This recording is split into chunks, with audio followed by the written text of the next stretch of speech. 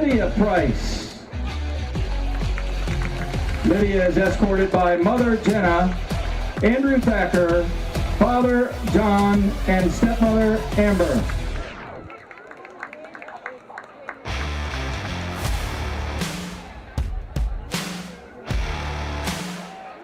Henry Kamak III. Henry is escorted this evening by his family.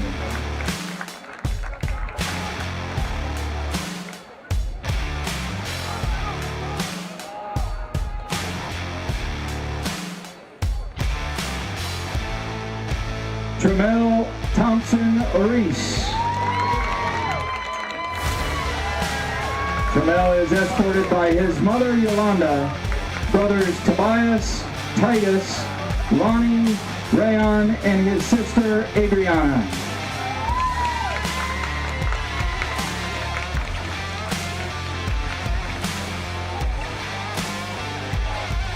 Raymond Scott Harville. Raymond is escorted by his mother Aurelia and his three sisters, Letitia, Mariana, and Vanessa.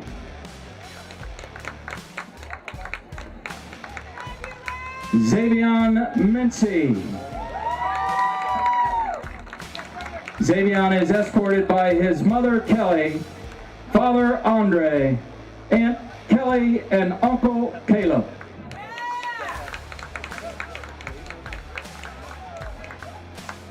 Landon Keller. Landon is escorted along with his brother Lucas. Sorry, see you out there together, guys. Landon and Lucas Keller are escorted by their mother Brittany Baumgartner and Matthew Baumgartner.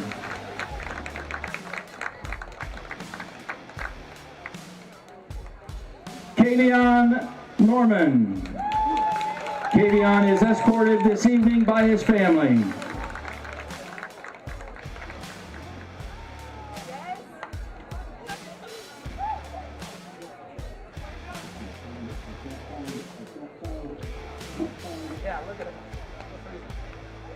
Jaden Griffith. Jaden is escorted by his mother, father, brothers Julian, Jordan, and sisters Ellie and Easton.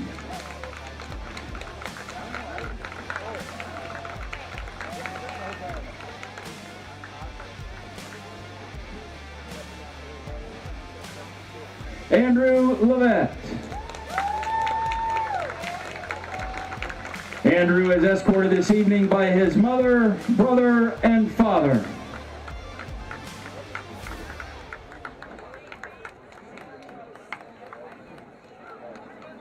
Angel Vera Garcia.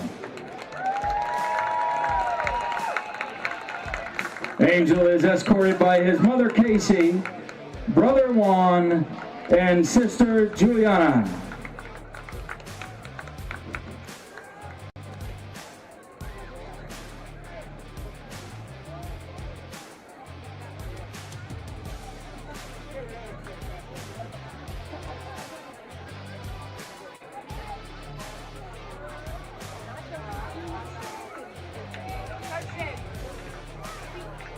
Jamari Starks. Jamari is escorted by his mother Tamika and stepfather Tim.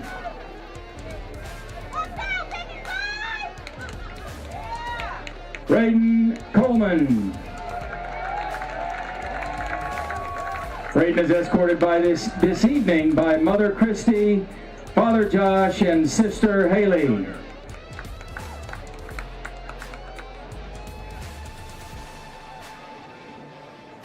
Christy Hampton.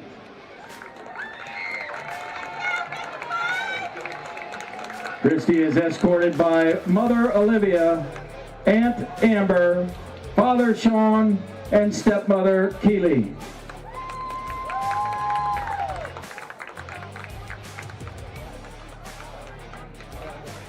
Renisha Henry.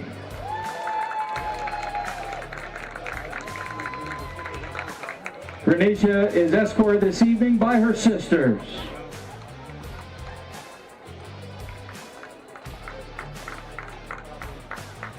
Adrian Starcher. Adrian is escorted by Annie Starcher, Laura Tackett, Vicki Moore, and Mike Starcher.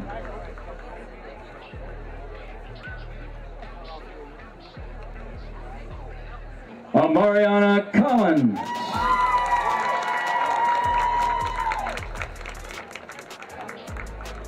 Mariana is escorted this evening by her mother and father, Kristen and Richard Collins.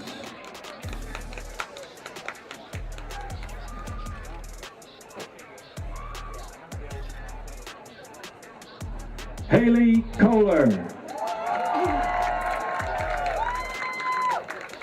Haley is escorted by her mother, Sharon, dad, Jeremy, brother, Hunter, and sister, Jay.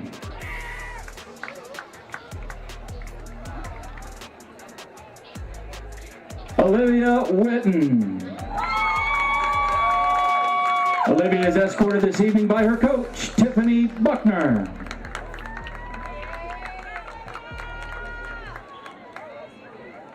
Jacob Adams. Jacob is escorted this evening by Rebecca Withrow, Doug Withrow, Daryl Adams, and Joanna Adams.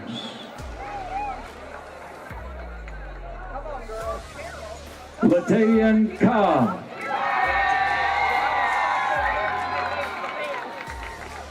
Latavian is escorted by his mother, Jessica Hornbeck.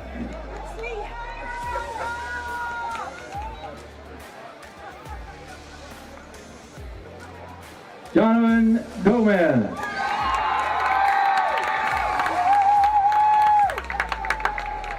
Jonathan is escorted by his mother, Amanda, father, Dennis, sister, Braylon, and sister, Daniela.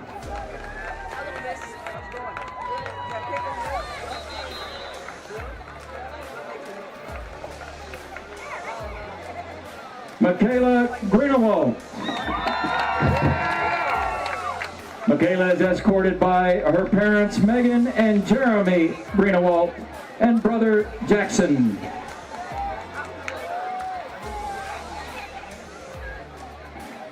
David Hansen.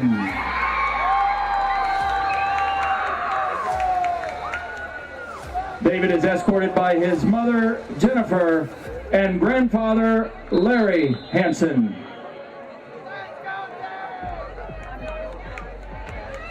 Kagan Hutchison. Kagan is escorted this evening by mother, Jessie, sister, Boston, and father, Rocky. Also here tonight is his sister, Madison. Jameson.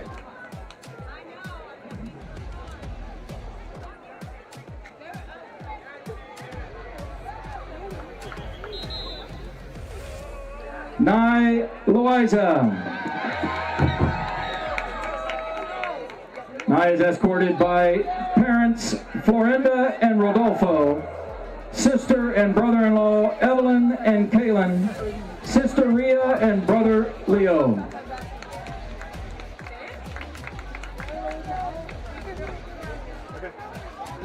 Lillian McGill. Lillian is escorted by mother Jamie, stepfather Doug, father James, and stepmother Molly. Sean Petty. Sean is escorted this evening by Zoe Price.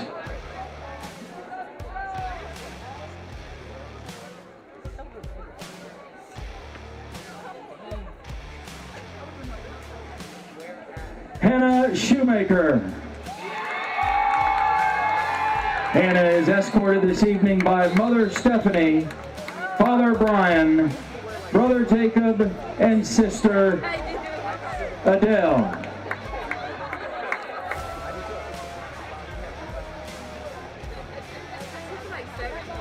Sierra Stern. Sierra is escorted tonight by Kimberly Sturm and Pete Brown. Reagan Tway. Reagan is escorted this evening by parents Annette and Matthew and sister Evelyn.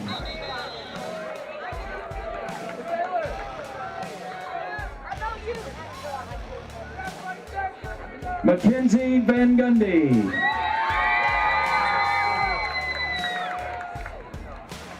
Mackenzie is escorted this evening by Mother Allie, Brother Noah, and Sister Emma.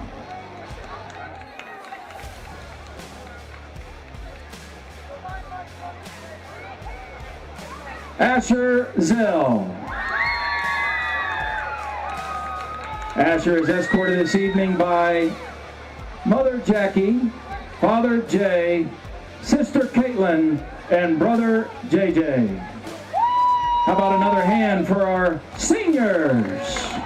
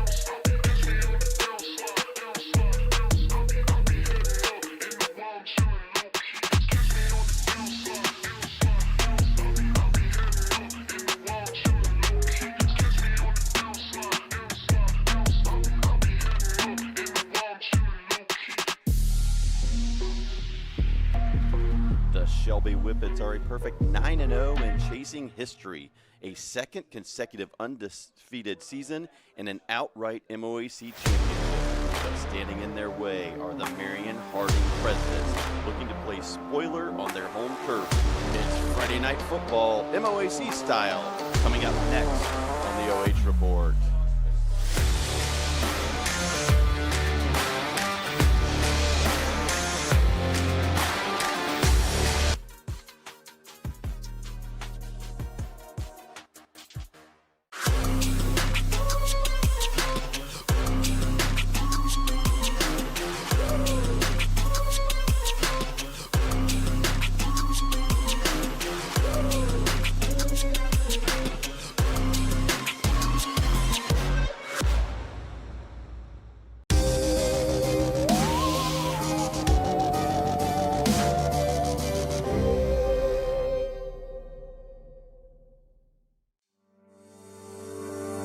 In business and ag banking, it's not just about the numbers, it's about the people. At First Federal Community Bank, we believe relationships are the foundation of every successful partnership. We can help you grow your farm through various ag programs, including working with our local FSA offices, as well as Farmer Mac. We have many commercial business programs to help make your day-to-day operations easy and convenient. Because when you bank with us, you're not just a customer, you're family. Welcome to Marion County Now, the heartbeat of our neighborhood, the fountain of our news. We're local, we're pertinent, and we're all about you. We're dedicated to keeping you in the loop, involved, and linked with the community. And the cherry on top, our service doesn't cost a dime. Marion County Now, our neighborhood, our news.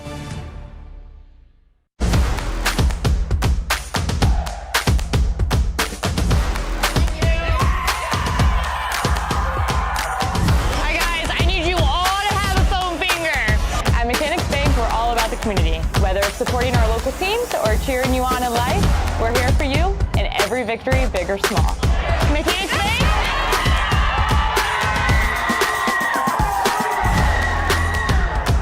That's better. Take a look at all the action from Friday Night Football right here in North Central Ohio with great analysis, highlights, coach interviews, and so much more every single Friday night right here on the OH Report.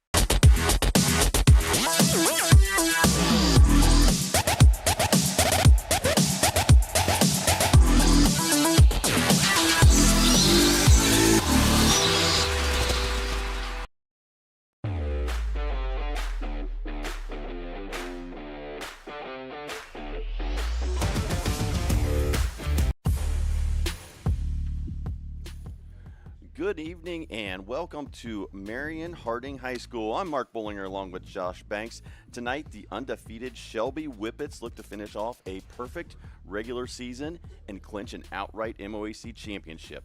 At 9-0, they have been absolutely dominant on both sides of the ball. But standing in their way is Marion Harding. The Presidents are 3-6, but they have shown fight all year long, and nothing would be a better or more sweet ending for the Presidents than to knock off one of the best teams in Division 4 in front of their home crowd. Yeah, and on senior night, Mark, you've got an opportunity to end a perfect season, to end the phenomenal run by the Whippets. And yeah, we talk about Harding at 3-6, man, but those losses, they had Gallion on the ropes last week. You know, they beat River Valley. They had Ontario on the ropes. They've played. Every loss has been a good, well-contested game. They've got the talent to do it. Can they put it together? Yeah, and you go back to even their non-conference games. Close game against Lima Senior here where they thought they had a winning catch in the back of the end zone. It was ruled out of bounds. But the Presidents have fought all year long, put up a good fight, and they're looking to play spoiler tonight against a Whippets team that is chasing perfection. One of the best teams in Division 4, 9-0, led by Mr. Braden DeVito, and this team has just done it on both sides of the football. Yeah, led by head coach Rob Mahaney. They're looking for another undefeated start. I mean, last year they lose to Bellevue, so they finished regular season 9-1. They're actually looking for their first 10-0 season since the 2020-2021 season. They've had great starts. They've finished seasons well. But I think their big thing is, and we seen it a couple weeks ago when we got to do Colonel Crawford Carey, a high-powered offense and a dominant defense. As Shelby comes in averaging 47.3 points per game, and Mark, they only allow 10. They only allow 10 per game. And you talked about Coach Mahaney going for his, well, he's already clinched at least a share, but trying to get the outright title tonight. But it'll be his 6th MOAC title in 7 years. Just a great run the Whippets have put together. Yeah, and I tell you what, you mentioned him, and we'll talk about him. It's all because of this young man right here, the senior quarterback. He just 2 weeks ago surpassed Joe Burrow on the all-time passing leader list in the state of Ohio. It's Braden DeVito. He's top 10 in career passing yards. He's likely a candidate for Mr. Football in Ohio, and he leads the MOAC in yards, completions, and passing touchdowns. And how about he leads it in rushing touchdowns too? This young man's completed 75% of his passes for over 2,000 yards, and how about 44 total touchdowns? Yeah, you go back to and you look at the all-time greats in Ohio and high school quarterback history. He is 5th all-time in career passing yards, almost 12,000 passing yards. And recently, you mentioned Joe Burrow. Some of the names that he passed is absolutely amazing. Passing guys like Penn State quarterback Drew Aller, former second-round or number 2 overall pick Mitch Trubisky, and then Joe Burrow a couple of weeks ago. So he has put up some great numbers and put together an amazing career at Shelby, looking to cap it off with the undefeated season. But standing in their way, this scrappy, talented Presidents group led by head coach C.J. Wessler, again, 3-6, not 3-7, 3-6, 2-4 in MOAC play. They're looking to pull off the upset, and I mean, they only allow about 24 points a game. Their offense just hasn't really been able to keep the momentum for what their defense does. And that's what I'm sure Coach Wessler and his coaching staff is looking for, is just consistency.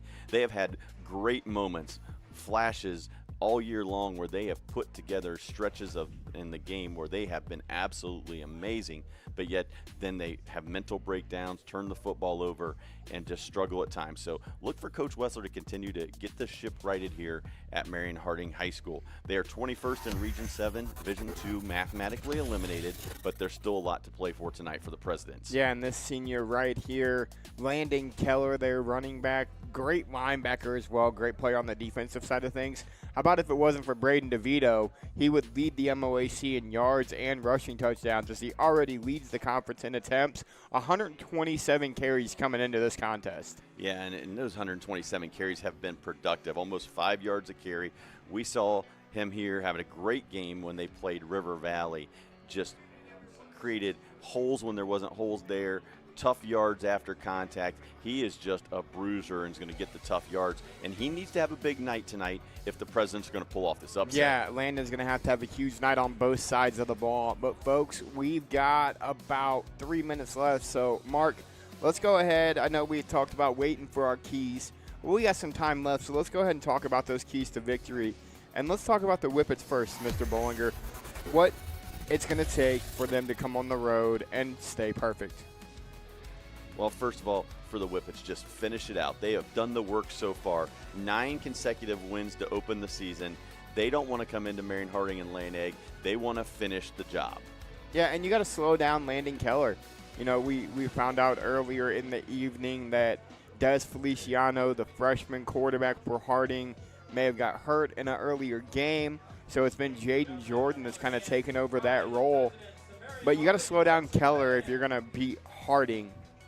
And on the other side of things, for those home Presidents, for them to pull off the upset, I mean, it's the same thing that we've said all year, and I bet it's been in every scouting report. Slow down Braden DeVito. And slowing him down is easier said than done. As you mentioned, the numbers are just off the chart.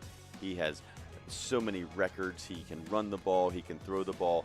The total yardage he accounts for is just, again, off the charts when you look at not just Ohio high school history, but Shelby history, MOAC history. He is a record breaker through and through.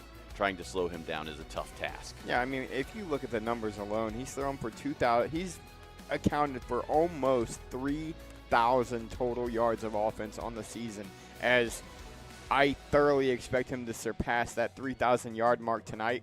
And at the rate he's been going, Mark, he might surpass 50 touchdowns tonight as well. Absolutely. So we've got just a few minutes before they're going to do the national anthem, folks. So what Mr. Bollinger and I are going to do, we're going to take a quick timeout.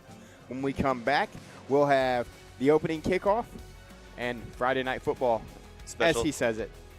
MOAC style. Special thanks to Carothers Pest Control for being our pregame sponsor tonight. We'll be right back. It's the Presidents and the Whippets on the other side.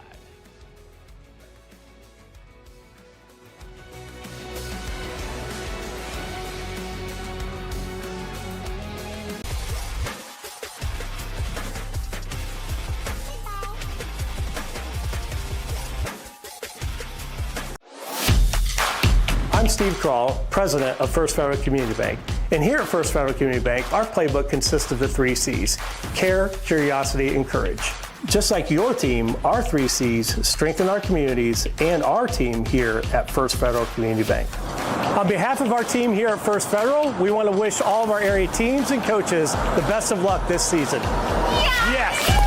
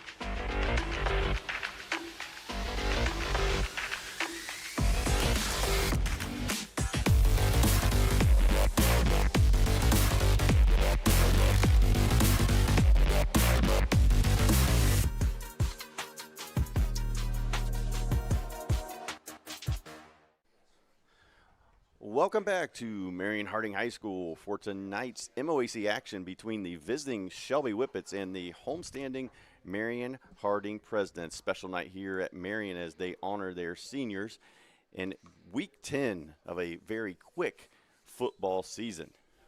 Yeah, and it's a great night for Harding, and like we talked about, they're looking to pull off the upset tonight. Max Preps had, I think, Shelby had about a 35-point favorite coming into this contest. But you and I have both seen Harding, and we got to see Harding at their best when we were here when they played the Vikings. Well, the other thing you know about Harding is under Coach Wessler and this coaching staff, these guys are coming here with no fear, high expectations. They're not coming out here just to try to hang in there. They're coming out here to win tonight. Marion Harding won the coin toss. They elected to take the ball. So Shelby will kick it off from the 40. And here we go. Week 10 is getting ready to get underway. How about how quick it's gone, Mark? We're in week 10 of high school football already, and we're underway. Kick bounces, handled at the 15. Keller. So return of about 9. So with that, the Presidents will start 1st and 10. Ball will be marked just inside the 25-yard line. Yeah, return there by Keller, brought down by Blevins, the freshman for the Shelby squad. Well, taking the field is this Marion Harding offense. They come in averaging just over 18 points per game, predominantly a run-oriented team, as we mentioned with Keller. About 150 yards per game on the ground, 261 total offensive average, good for 5th in the MOAC. Jordan in the backfield. And the handoff goes to Juju Glover. Glover will start this off with a gain of 3, bring up 2nd and 7. Tackle by Michael Shepard. Yeah, Shepard, another one of those guys. This Shelby defensive front is a very big group of guys. Jordan now in the gun.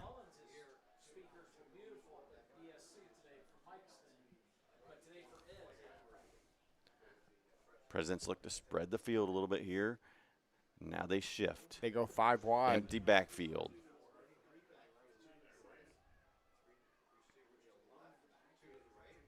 Quarterback draw.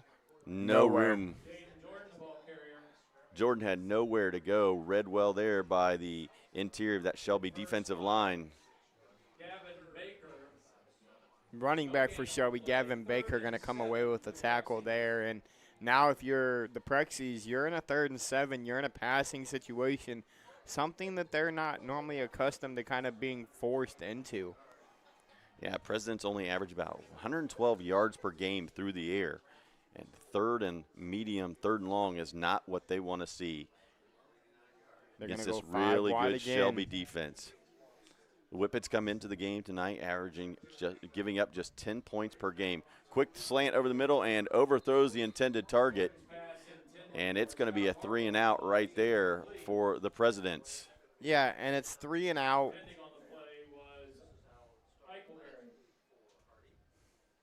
Landon Eichelberry for Shelby on the defense. Landon Keller will now go back to punt. So 4th and 7. Ball on the 28-yard line. Brady Bowman, one of the most dangerous players in the MOAC, back to return. Bowman has been the architect of a lot of big plays this season for the Whippets. Keller gets the ball off. Bowman fair catches it, and DeVito and the Whippet offense will take over right there, their first drive of the night. And now we get to see this high-powered Whippet offense. Well, they are high-powered. This Shelby offense comes in averaging 47 points per game, over 435 yards per game, 1st in the MOAC. And the balance is what they have done so well all season long, almost 200 yards rushing, 237 through the air, so they can get it done either way. Bowman's going to go in motion. He'll go to Bowman right away. And DeVito quickly rolls out first attempt. An Ohio State University, Marion, first down. No, they're going to mark him short? Yeah, you're going to say 2nd and 6. Wow. Or a gain of 6, 2nd and 4. My mistake then. I thought they marked him out a little bit farther up than that. I didn't know he stepped out. We'll see a little bit of tempo here from the Whippets. Something we'll see all night long. DeVito's ran this offense for 4 years. Extremely comfortable at calling plays at the line of scrimmage. Handoff. Baker. And Baker's going to break one tackle, bounce it out wide, and he's going to get enough for the first down. Nice run there by Baker.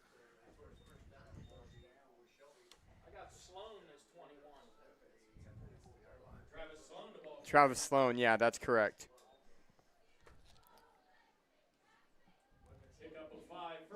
Right. So with Sloan, 21 on the carry. First down for Shelby. Already in Prexy territory. DeVito, quick swing pass. Bowman, 45-40. He's got room. He's going to take left side and foot race, and you're not going to catch him. And just like that, from 44 yards, this quick strike Shelby offense hits a big one. Yeah, and it's a 49-yarder, and it's all Brady Bowman up the sideline. Listen, Mark, when that young man catches the ball in his face, there's not anybody on the field that's going to catch him. And that's what Shelby does so well, just gets their athletes out in space. And when you get a crease like that, Brady Bowman hits it and is gone. So with 9:34 to go here in the first quarter, Shelby strikes quick, leads 6-0 here over Marion Harding. And if you're Coach Wessler, you come out, you go 3 and out with a punt, and they score in 4 plays. They snap it. Shepard rolls, fakes the pass. He's going to keep it, go for the pylon, and he makes it. Michael Shepard takes the snap, and the 2-point conversion is good. So with 9:34 to go here in the first quarter, it's Shelby 8, Marion Harding 0. We'll be right back. You're watching Friday Night Football live and free on the OH Report. I'm Steve Krall, president of First Federal Community Bank. And here at First Federal Community Bank, our playbook consists of the 3 C's: care, curiosity, and courage. Just like your team, our 3 C's strengthen our communities and our team here at First Federal Community Bank. On behalf of our team here at First Federal, we want to wish all of our area teams and coaches the best of luck this season. Yes!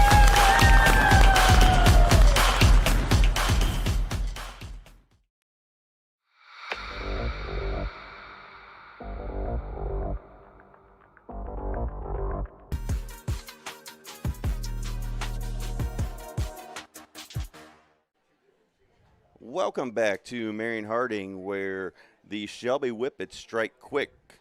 44-yard touchdown from Braden DeVito to Brady Bowman. 2-point conversion good, and the Whippets take an early 8-0 lead over the homestanding Presidents. Glover on the return. Take it out to about the 23, where this Harding attack will try to have better success on their second drive of the night than the first one when they went 3 and out. Yeah, 3 and out, and only gained about 5 yards of offense, I think. Juju Glover had a couple on a carry, and then you had a yard for the quarterback, Jaden Jordan, so 4 yards of offense. You see Landon Keller in there now. He was not on the field that first drive for them.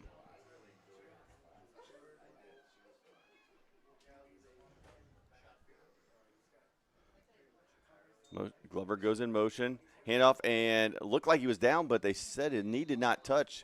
He's going to get it back to the 20. It'll still be a loss on the play.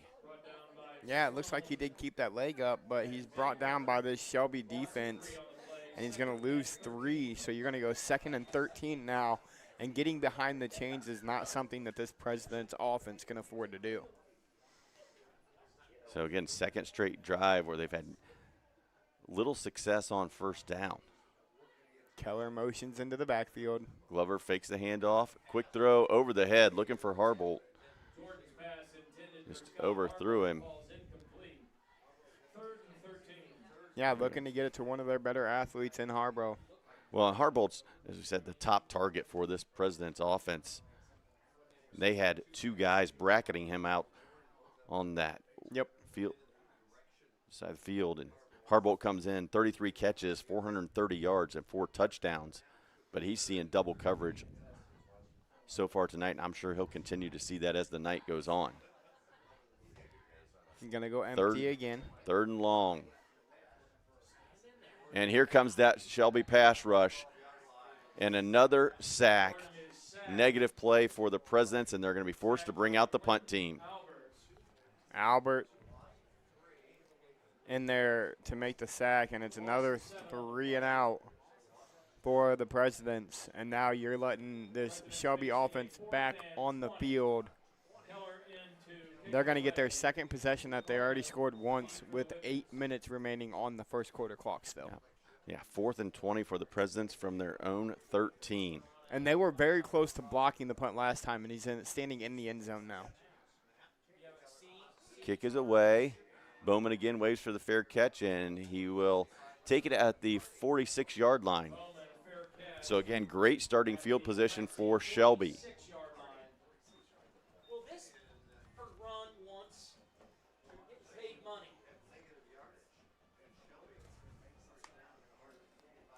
Braden DeVito and the Shelby offense comes back on the field.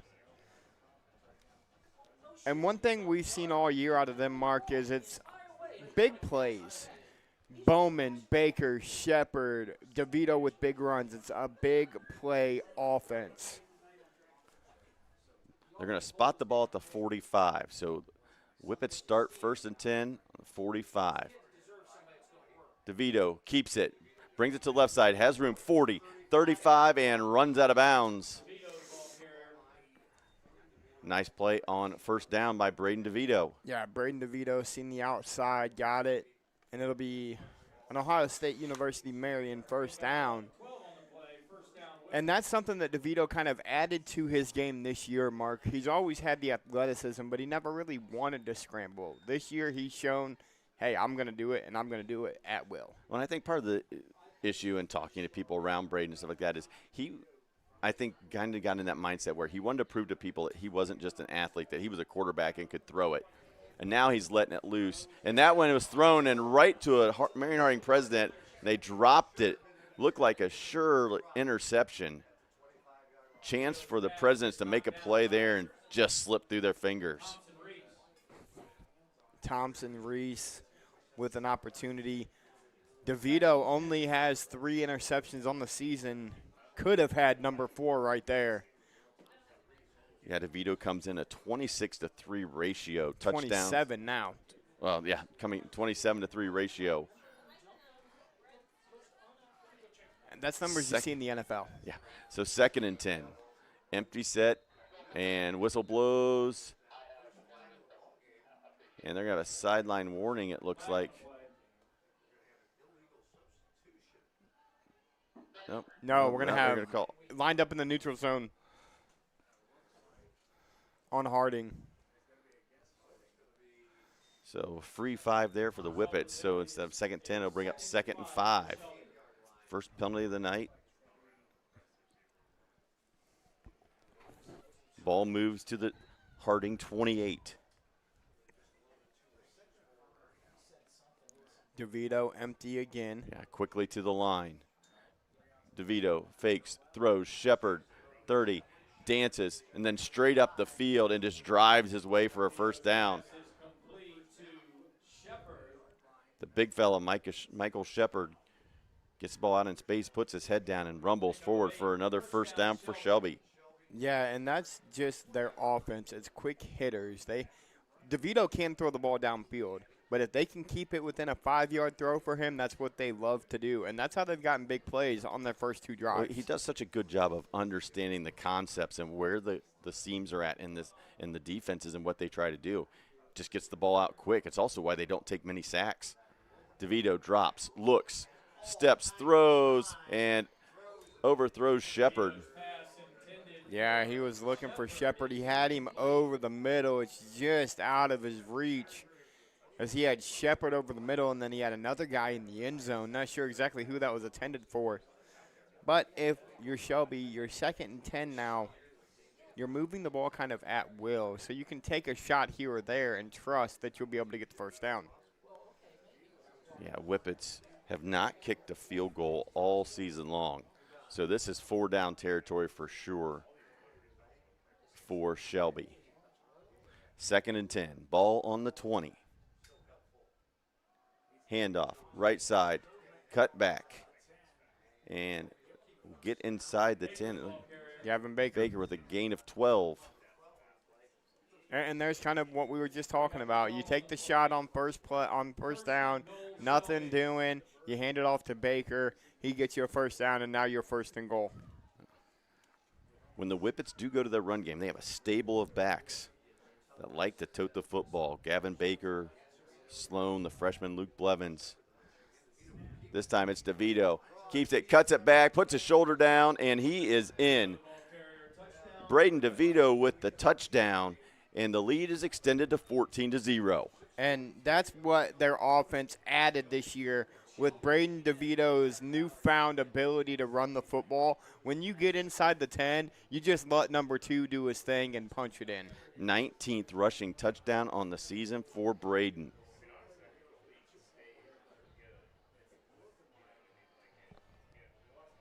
So 6:43 to go, and the Whippets are ahead 14-0.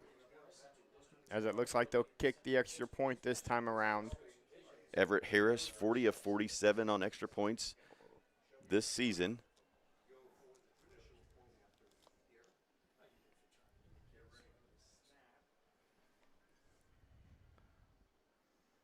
Snap is good, ball down, kick is up, and right down the middle. So Everett Harris tacks on the extra point. And with that, 6:43 to go here in quarter number 1. It's Shelby 15, Marion Harding 0. I'm Steve Kroll, president of First Federal Community Bank. And here at First Federal Community Bank, our playbook consists of the 3 C's: care, curiosity, and courage. Just like your team, our 3 C's strengthen our communities and our team here at First Federal Community Bank. On behalf of our team here at First Federal, we want to wish all of our area teams and coaches the best of luck this season. Yes!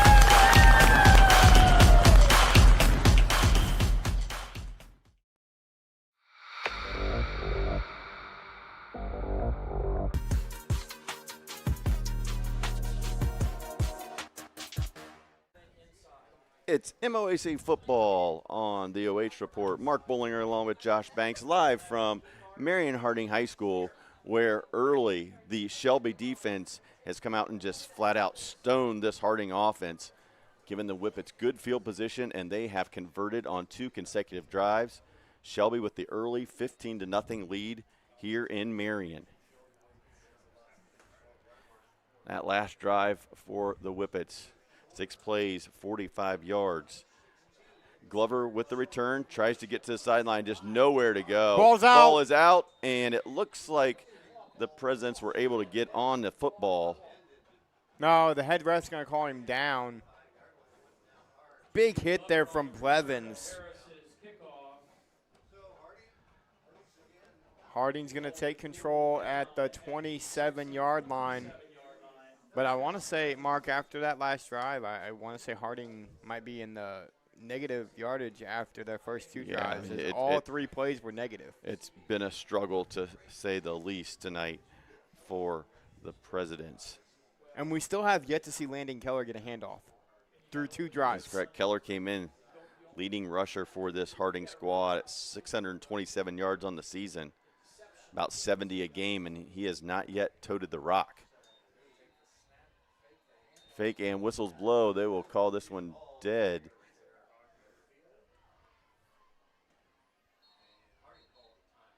Timeout, Harding. Timeout, Marion Harding.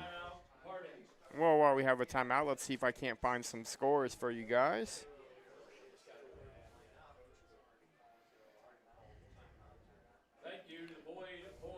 And that's why you're looking at that. Just to follow up on that, so far Marion Harding negative 18 yards of total offense on their first 2 drives. We knew coming in, though, this Shelby defense was a good one. First in the MOAC, only allowing 155 yards a game. And as we said, so far it has been negative yardage for the Presidents here in quarter number 1. So how about this? You got the Bulldogs and the Cubs playing tonight. Crestline looking to clinch a home playoff game. Lucas trying to keep their playoff hopes alive. Lucas up 6-0 in that contest.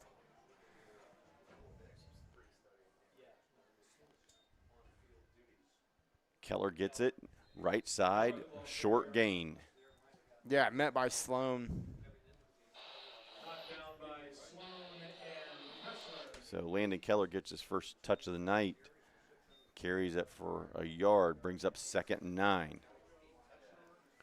And again, Harding just not able to get anything in early. Yeah, talking with Coach Wessler before the game, he said he was kind of hoping they could take advantage of the size they have out wide. They have a size advantage against Shelby, but Shelby just so athletic. Throws for Hardball over the top, and a late flag comes out. And they're going to call interference. We'll take a look at it on our OhioHealth replay. Looked like it was DeVito. There was DeVito in coverage. Maybe got a hold of the jersey on the inside, didn't get turned around soon enough.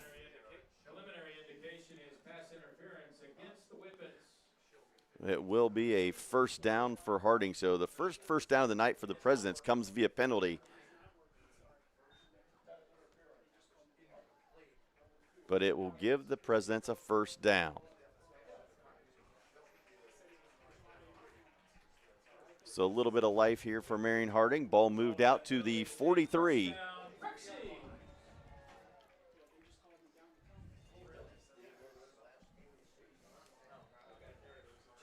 And there was that shot they were talking about wanting to try to take against Braden DeVito. Jordan throws and caught and dropped right at the end. Looked like it was going to be caught just short of the first down. Falls incomplete, brings up 2nd and 10 for Harding. Yeah, that's a big play there by the Shelby defense. Jordan made a great throw to his guy on the quick curl route, just unable to hold on to the ball. But, you know, when we seen Shelby and River Valley play, we seen this Shelby defensive front just have a heyday. And they've had that so far here tonight as well. They've manhandled a lot of teams, just winning the battle in the trenches. Keller off the right tackle, gain of 4. And now you'll bring up 2nd and about 6. So 3rd and 6. 3rd and 6, sorry. Yeah, big 3rd down here for Marion Harding. Keep the drive going and keep that potent Shelby offense on the sideline. Yeah, I mean, we got 5 minutes left here in quarter number 1. A big 3rd down. A conversion here kind of puts you in 4-down territory if you're Harding. Jordan looks over the Shelby defense. Read option handoff. Keller spins, hit, and he's not going to get anywhere near the first down. 2. Yeah, they're going to give him 2, just shy of the 50, about the 49. He'll bring up 3rd and a long 4. That was Shepard, a host of Whippets, but Shepard kind of cleaned it all up. And it looks like the Harding offense is going to stay on the field. President's trying to go quick. Oh, they were trying to draw Shelby off sides, and they flinched. False start by the Presidents. And now you've got to bring Keller back and have him punt it away. Yeah. Good idea there by the Presidents. Tried to go quick, see if they could draw Shelby off sides, get the free first down by penalty. Instead, when they lined up, wide receiver flinches, and it'll be a 5-yard penalty. I will say this, Mark. They have not given Bowman an opportunity on a punt return yet. They've had very good punt coverage. That's a young man you don't want to give an opportunity to catch in space. Keller's 3rd punt. Nice punt. Hits Bowman at the 14 retreating. Tries to get to space. He does. 20, 30. Has the sideline. Midfield. 40. 35, runs over one player, and he's going to return it inside the 30-yard line. Just the absolute speed of Brady Bowman. Yeah, Brady Bowman, one of the most electric players in North Central Ohio, and he shows you why right there. As if you're Coach Wessler, you're kind of like, hey, We can flip field position. Bowman caught that inside the 20, and he flips field himself, giving Shelby their best starting field position of the night. Bowman returns it to the Harding 25-yard line. And again, Shelby is in business. DeVito in the gun, Baker or Sloan on his left hip. Fakes to Sloan, quick throw. Caught 10, dives ahead, and he's going to be marked down at the 4. And that's just the read.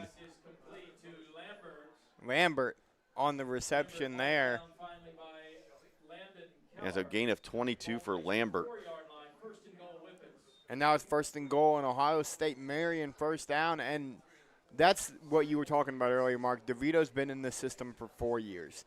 He knows how to read a defense extremely well, and that quick throw shows it. Yes, I mean he's just virtually flawless in running this offense. He saw him lined up, saw the slant, took advantage of it. Again, watch out for DeVito using his legs here. 1st and goal from the 3. Going to be run. DeVito spins. Touchdown. Braden DeVito gets his 2nd touchdown of the night. And Shelby extends the lead to 21-0. And, I mean, if you count the passing touchdown, he's accounted for all 3 Whippet scores here in this contest. 47 touchdowns on the year now for Braden DeVito. And we still got 3:31 left in the first quarter. When you put them all together, it's 179 career touchdowns, rushing and throwing for Braden DeVito. The Air Force commit is putting on a show early here in Marion as the Whippets jump out to a 21-0 lead with 3:31 to go here in the opening quarter.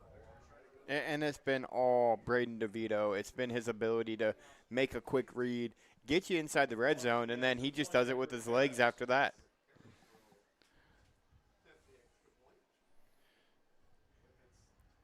Everett Harris in for the kick. It is up and good. And with 3:31 to go here in quarter number 1, it's Shelby 22, Harding 0. We'll be right back. You're watching MOAC football live and free on the OH Report.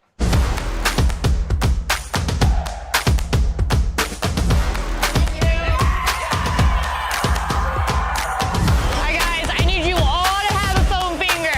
At Mechanics Bank, we're all about the community. Whether it's supporting our local teams or cheering you on in life, we're here for you in every victory, big or small. Mechanics Bank.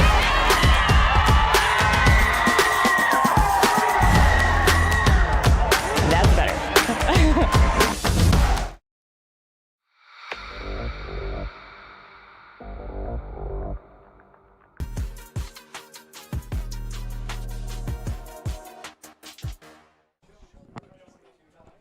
Welcome back to Marion Harding, where Shelby has erupted early. 22 quick points, 3 for 3, 3 drives, 3 touchdowns. And the Whippets have taken a commanding 22-0 lead here against the Harding Presidents. I'm Mark Bollinger along with Josh Banks. Glad to bring you this football here from Marion on Friday night, week 10 of the high school football season. And Glover brings it out to about the 28, return of about 13 for Juju. Some other scores in the area for you guys that you may be interested in. In the Northern 10, Cary up on Bucyrus 14-0. Colonel Crawford 14, Winford 0. But in other MOAC action, the Tigers lead the Colts 7-0, and the Vikings and Warriors tied at 7 apiece. Well, as we've mentioned multiple times, week 10 of high school football, some of these local teams will put themselves in a position to get a bye next week in the first round. Some other teams may be hosting. It'll all work out tonight. Keller, nowhere to go on the left side, tries to cut back and go to his right, brought down again behind the line of scrimmage. Another Baker. Negative play for the President's offense. Yeah, Baker flies in there to make the tackle. Or Samson, sorry. Baker made the initial contact. And it's just the Shelby defensive front. When you've got Shepard and Kessler standing up at the defensive end positions with the size that those two young men have. 4th play for negative yardage here in the first quarter for Marion Harding. Jordan takes the snap, looks, and had his intended target, Harbolt, open just a little wide, falls incomplete. Yeah, Jordan unable to kind of find a completion here in the first quarter. And the last thing you want to do if you're Harding is another 3 and out and give this Whippet another opportunity to score again before the end of the first period. And it's tough here for Marion Harding. You know, their freshman quarterback, Des Feliciano, had done a nice job. You saw some of the growth as he was progressing through the season. Unfortunately, Des was injured down there on the sideline tonight, not playing. Jordan in trying to do his best to lead this Presidents offense. Jordan drops. He's going to move to his left. Has a blocker out in front. Going to try to run for the first down. A flag comes in behind the play. Yeah, it's we're going to be have a hold.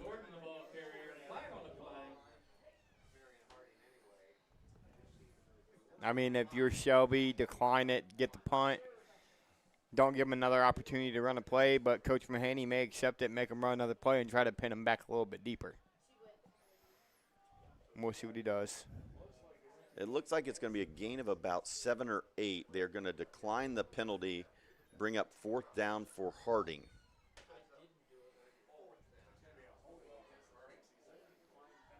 Yeah, they'll bring up 4th down. They'll expect Harding to go back and punt, because the last thing you want to do if you're the Presidents is give Shelby the football on the 30-yard line. Well, and the other thing you have to be aware of, again, is punting the ball to Brady Bowman. You know, this is probably what they're telling Keller. Listen, I don't care if you punt it 5 yards shorter. Just get some more hang time on that thing to let our coverage team get down there and bring down Bowman before he can get going. And there was 2 guys in Bowman's face the last time he caught the punt. He just used that electric speed that he has to get the edge. Whippets try to get the block. Hits at the 40, going to bounce. And good job there by Keller, making sure that Bowman can't return it. And that ball will roll dead just inside the 30, where Shelby will take over. Worst starting field position of the night for this Shelby offense. Yeah, and I'm curious to see how they come out and handle that. We've seen them start right around the 50 all night long or on the plus side. Now they're back inside the 30 or on the 30. What's the offense going to do here with a 70-yard drive in their path?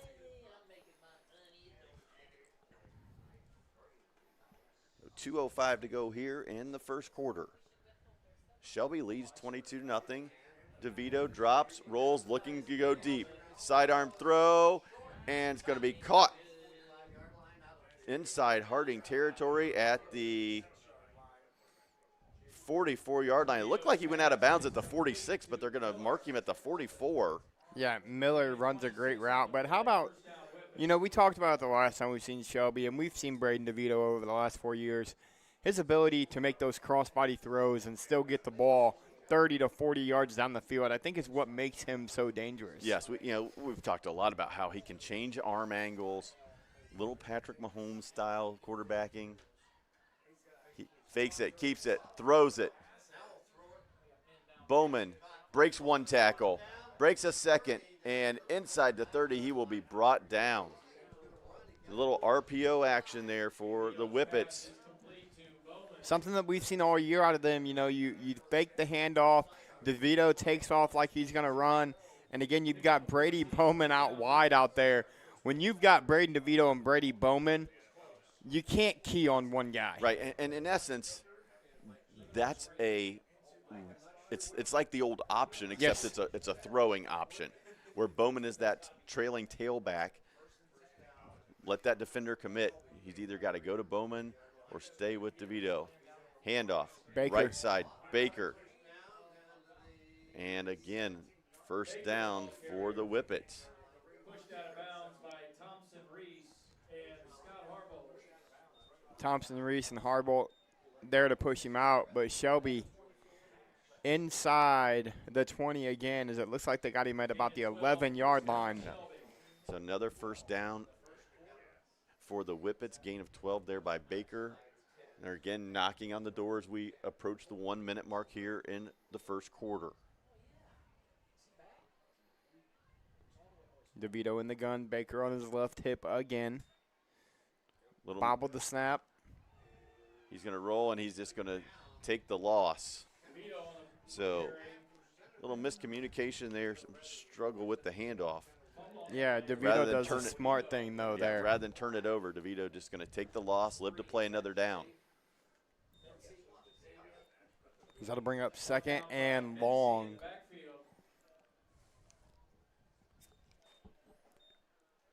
Loss of 7, 2nd and 17.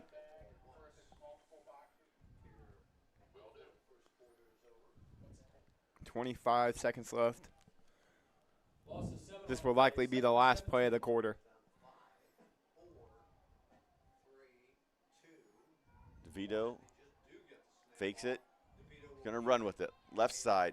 Spins back to the middle, and he will be brought down right about the 10. And with that play, we will end quarter number 1 here from Marion. It's Shelby 22, Harding 0. We'll be right back. You're watching Friday Night Football on the OH Report.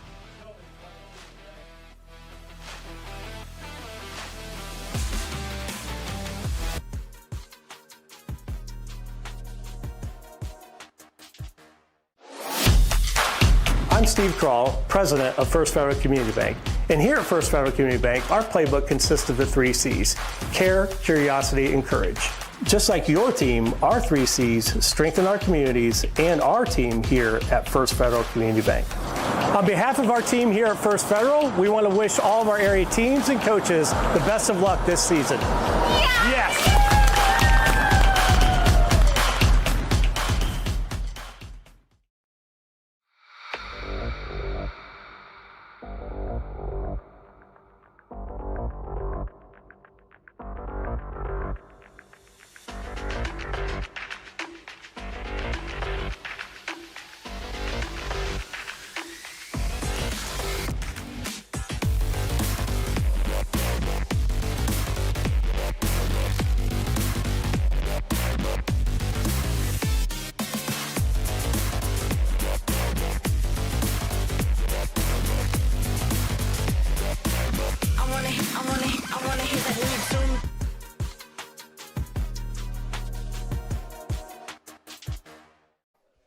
As we get ready to begin quarter number 2 from Marion Harding, you see a dominant performance on the scoreboard here by the Shelby Whippets. They lead 22-0 and are knocking on the door once again. Mark Bollinger along with Josh Banks.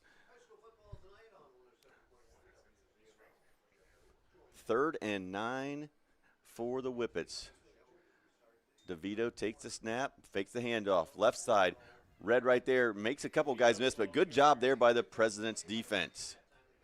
Knocked down by Lucas Keller.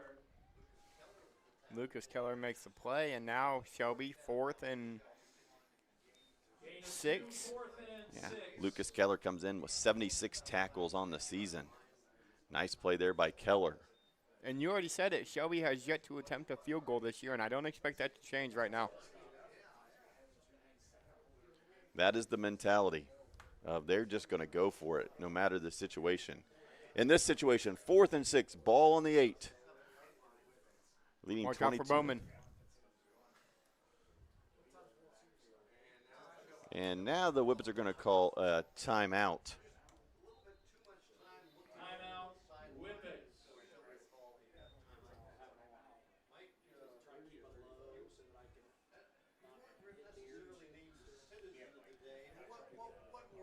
Shelby offense in the first quarter, 44 yards on the ground, 66 through the air for 110 yards, 6 first downs. Just impressive. They make it look routine.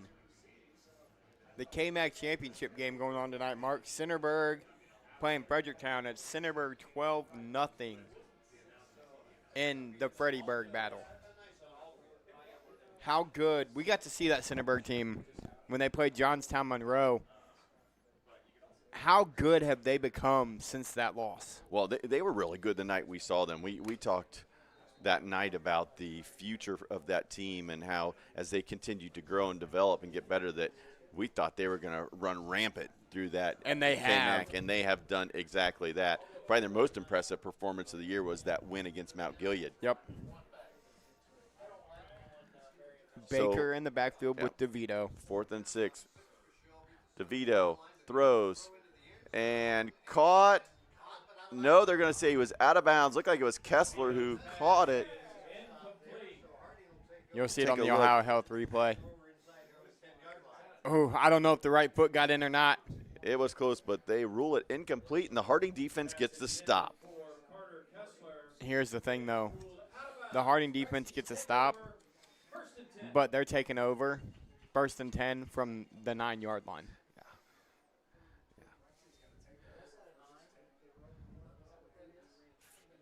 First order of business here for the Presidents offense is just try to get a first down and get the ball off the shadow of their own goal line. Trailing 22-0, 11 minutes to go here in the second quarter.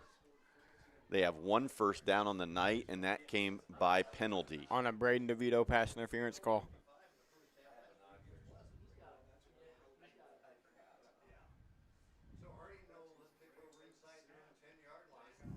Quarterback run, first play. Centers. New quarterback in there for Maddox Harding. Simmers. Nice play on first down there for Maddox. So he'll gain 5, bring up 2nd and manageable. Yeah, a big first down play there. Kind of one of the first times that we've seen them get positive yards on first down.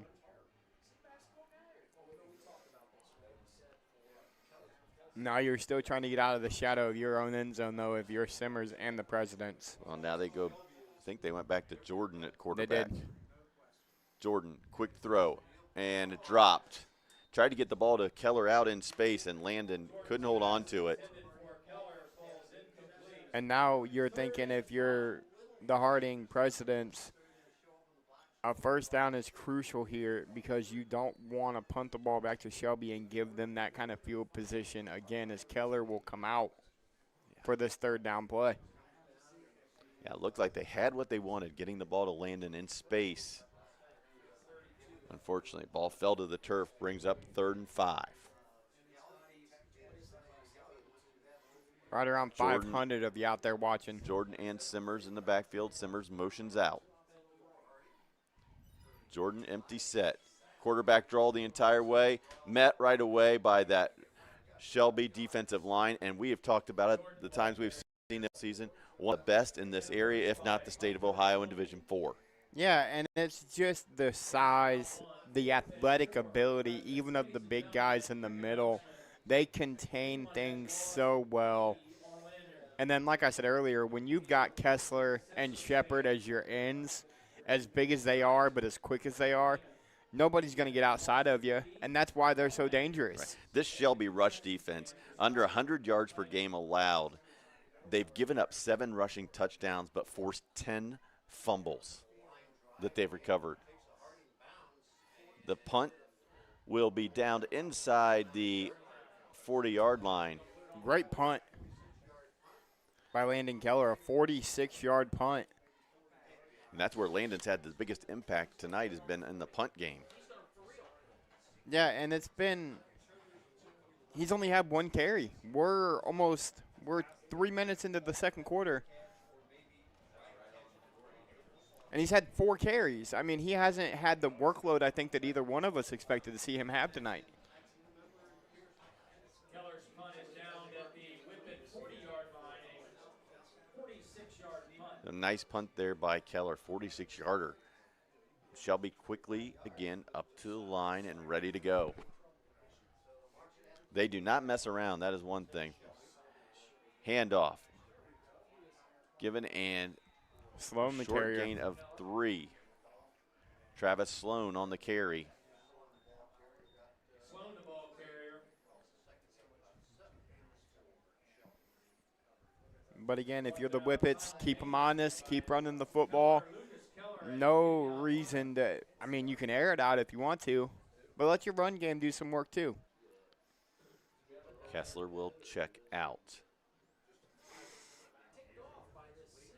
DeVito, little trickery here. DeVito, they're looking to go deep. They throw it, and Shepard stopped running. So Shepard stopped running on the reversed, and they were looking for the deep shot. And good job there by the Presidents, staying at home. Yeah, did a real good job with their eyes. Yeah, I was going to say, you run a reverse pass, and Flea the flicker, safety stayed home, because if that safety doesn't stay home, that's a touchdown pass for Braden DeVito. Yep, reverse into a flea flicker. And Shelby putting that on tape for somebody down the road they may see in the playoffs, just to be aware. We got to see a similar play last week, Mohawk Carey with the Philly special. Philly special for the win. DeVito, look, sets his feet. He's going over the top. He's got his man, Brady, and Bowman could just not bring it in. It looked like DeVito had overthrown him, but the speed of Bowman allowed him to catch up to it, and it just went through his fingertips. Yeah, not a ball you see Brady Bowman drop very often, folks. A great double move. DeVito put it in the breadbasket. Bowman unable to haul it in. And now Harding going to get a chance here with some decent field position to see what they can do. Just pure speed through the heart of the Harding defense. Brady Bowman. As we'll see what the Shelby punt team, where they can pin the Presidents at. 4th and 7. This is not one of those where if they wanted to, they could fake this. Yeah, Again, Coach Mahaney going to call a timeout. Put something on tape, or up 22-0. You may want to go for it. You've got a lot of options out here. I think this Shelby team has only punted maybe 11 or 12 times on the season.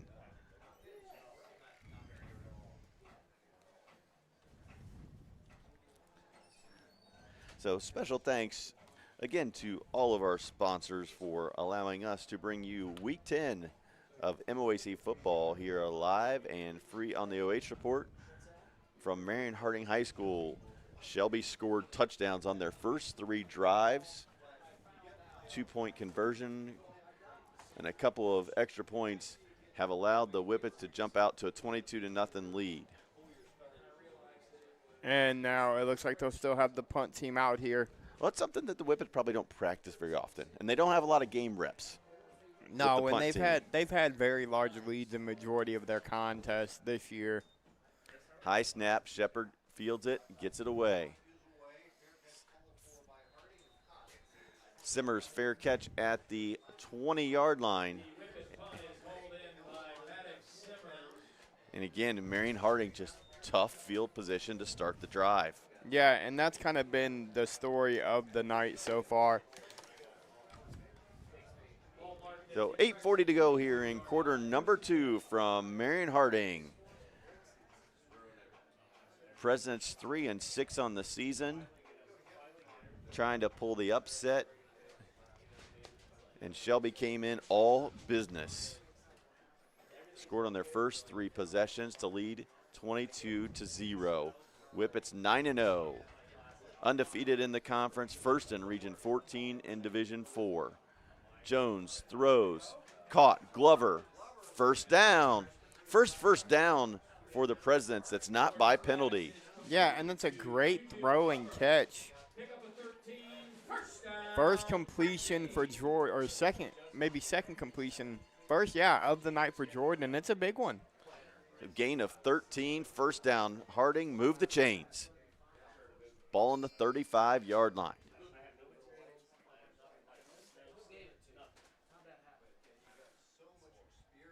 Handoff, Keller, left side. Tries to get to the edge and just nowhere to go after a short gain for Landon Keller. He'll get a yard on that carry. Landon Keller, 5 carries tonight for 9 yards. Brings it to 2nd and 8.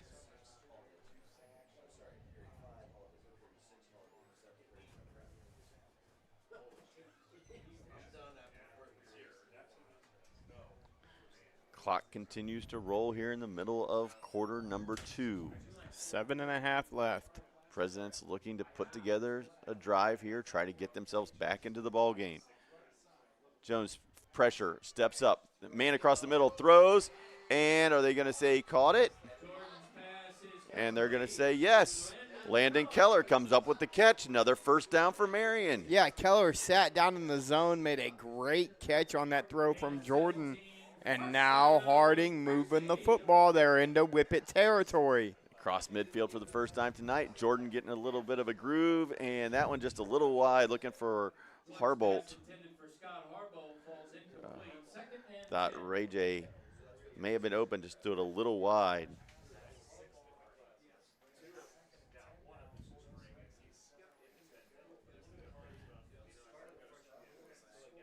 $22-0 Cubs, by the way. Centerburg 20-0. Galleon 13-0 over Clear Fork, and the Vikings and Warriors still tied at 7 apiece. Ontario team that little Jekyll and Hyde this season.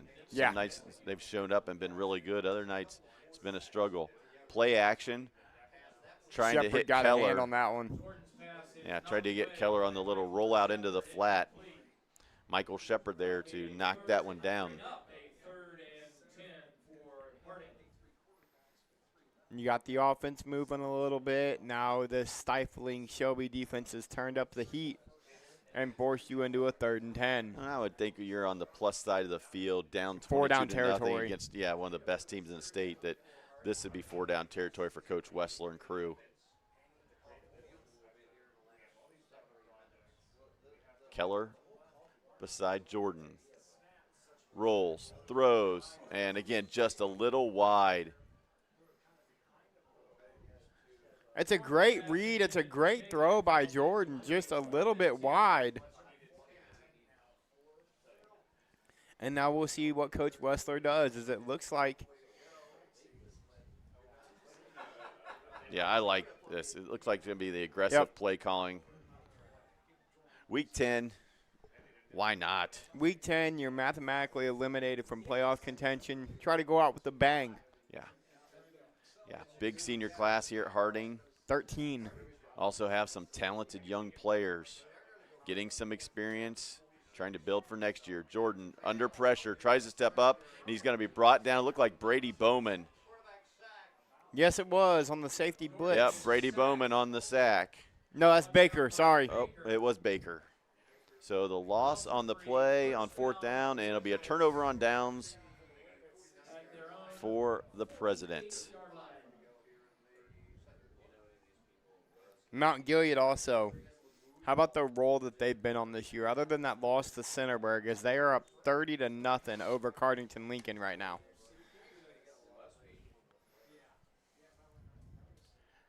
So DeVito and the Whippets take over on their own 48-yard line. 6:55 to go. And this is an offense that time of possession doesn't matter a whole lot to them. Left side DeVito trying to find a seam. Good job by the President stringing that one out. Forced Braden to dive ahead. Gain of just 1. And anytime you hold DeVito to a gain of 1, that's a win. Yeah, that's absolutely a win for this. And this Harding defense has really stepped up the last couple drives. Shelby has not put up any points in quite some time. Granted, Brady Bowman had the drop pass on the last drive that likely would have been a touchdown. But this Harding defense has really kind of stepped up to the plate. Yep, Shelby scored on their first 3 drives. Last 2 drives, Presidents were able to get a stop. DeVito, left side, quarterback run, has space. Just to the first down, and we're gonna have a late hit. DeVito was down, and a Harding player hit him late. So it looks like it'll be a first down with the run and then tack on the additional yardage. Yeah, I mean, it wasn't an egregious hit. It wasn't aggressive, but DeVito was down, and he dove on top of him.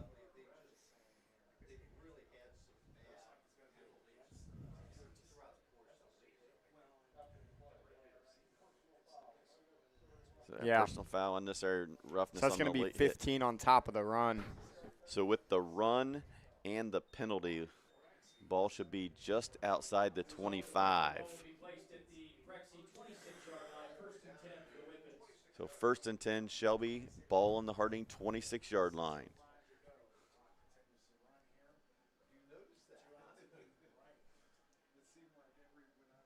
Baker gets the handoff. DeVito looks to throws. End zone, Kessler, and he just overthrew him. Carter Kessler had come open, just overthrown the big fella. Just missed the big guy over the middle. And that's kind of the second time we've seen DeVito overthrow his guy open deep downfield. It's the first time it was Bowman. He was able to catch up to it. That one out of the back of the end zone. Kessler didn't really have an opportunity to bring that one in.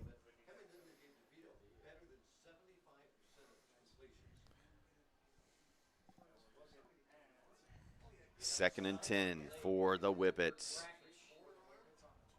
And they're going to reset the play clock.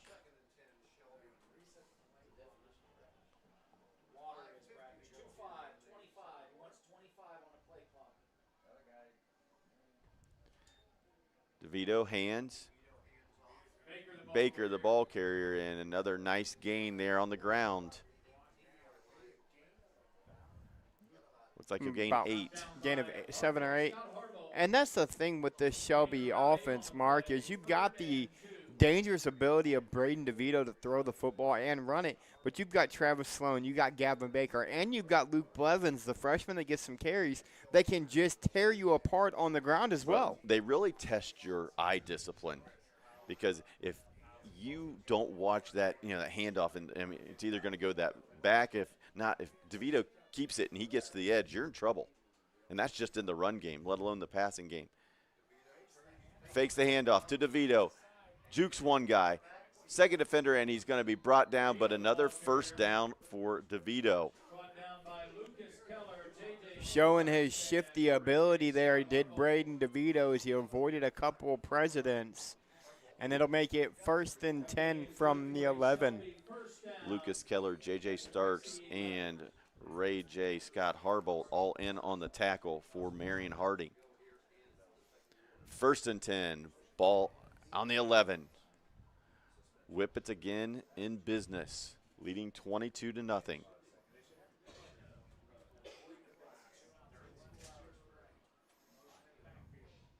Fake handoff, DeVito cuts it back inside the 5. He brought down about the 3. Gain of 8 for DeVito. Big hit by the Presidents. Yeah, Scott Harbolt and Starks in on the hit again.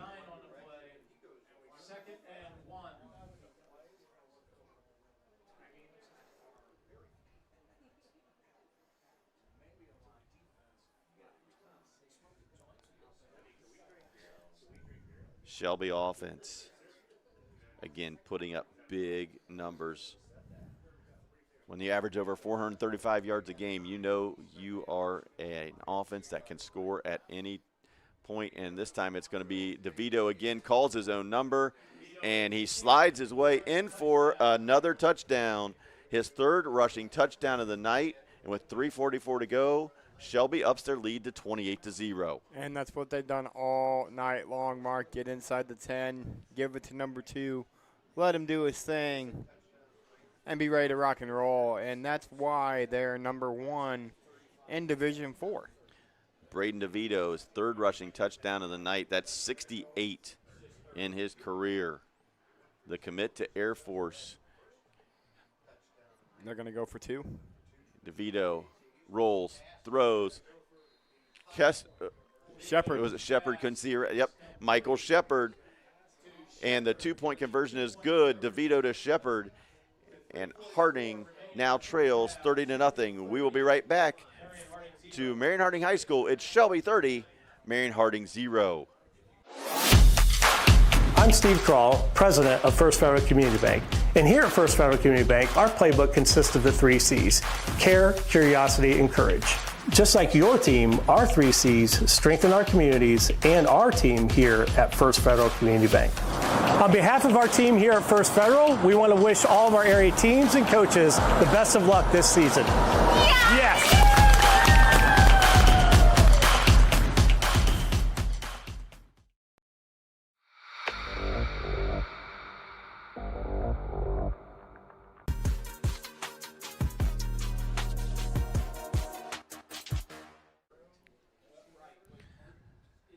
You're watching Friday Night Football from Marion Harding, where the visiting Shelby Whippets scored on their first 3 drives of the game. They just put their 4th touchdown on the board, and they now lead Marion Harding 30-0. Mark Bollinger along with Josh Banks. Week 10 of the high school football season, and the ball is loose on the kickoff, and Glover will bring it in, but it will be on the 15-yard line. Yeah, Glover somehow got that football back, as it was almost danger zone for Harding. But you're in the danger zone if you're Harding, as of right now, starting the 3rd quarter, we'll have a running clock, which is kind of why Shelby went for 2 there, Mark. Yeah, anybody out there was wondering, thinking it was maybe a little unsportsmanlike to go for 2 when you're already ahead 28-0. It was simply that for that reason. So the 2-point conversion being good gets it to a 30-point deficit. If it stays at that, we will start the second half with the running clock. But right now, Harding has a chance to do some damage here if they can get something going. They only have 3 first downs in the first half. First play goes off the right side, and Keller will gain about 3 on first down. Good job there by Keller to kind of keep the feet moving. A host of Whippets there to make the stop. When you also wonder from Shelby's perspective, they'll have an off week next week. They'll be obviously the top seed, so they will have a bye in the first round. You're also thinking, if you're going to see some of these guys for maybe a series or 2 in the second half, and then that's going to be it, they're going to make sure they get into the playoffs injury-free if possible. Absolutely. That's the #1 goal for the Whippets as they look up here that they're going to host in Week 12, and a win in Week 12 would allow them to host in Week 13 as well. And flag goes, and it's going to be a delay of game against the Presidents. So a loss of 5 will bring up 2nd and 12.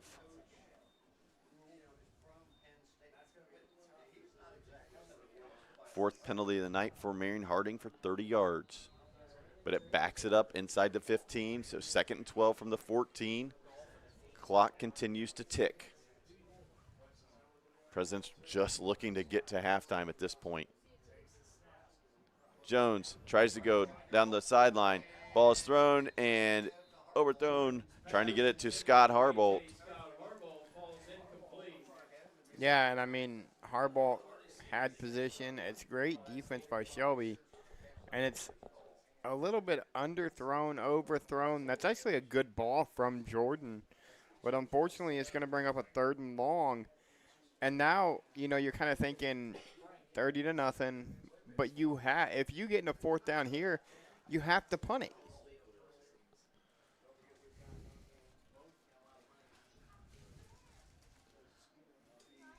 Jaden Jordan keeps it himself. And the ball pops out, and I think it went right back to him. So Jordan tried to scramble, fumbled the ball, but was able to come up with it at the 19. Shelby will call timeout to get the football back with 2:15 to go. Shelby defense at the 19-yard line. Brings up a 4th and 7.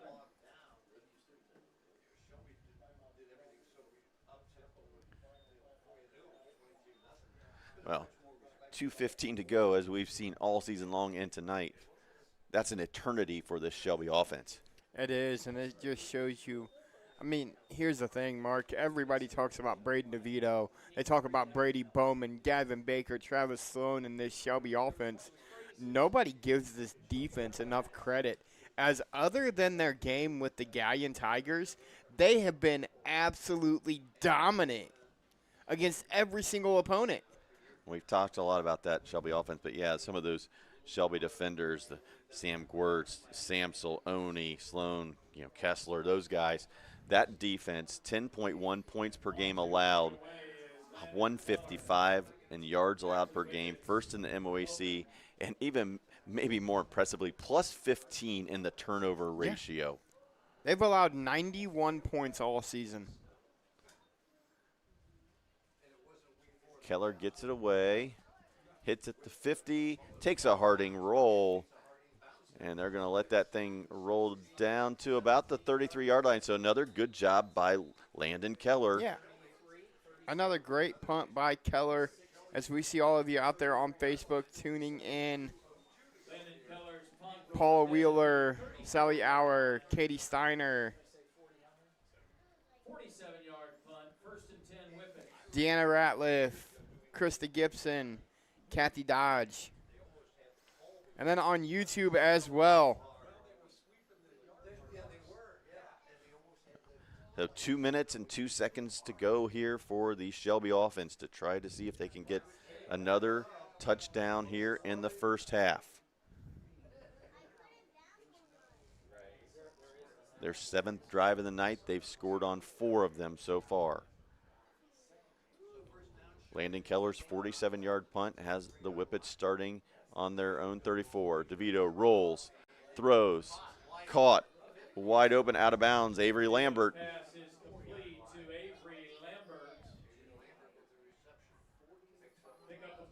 21-yard gain from DeVito to Lambert.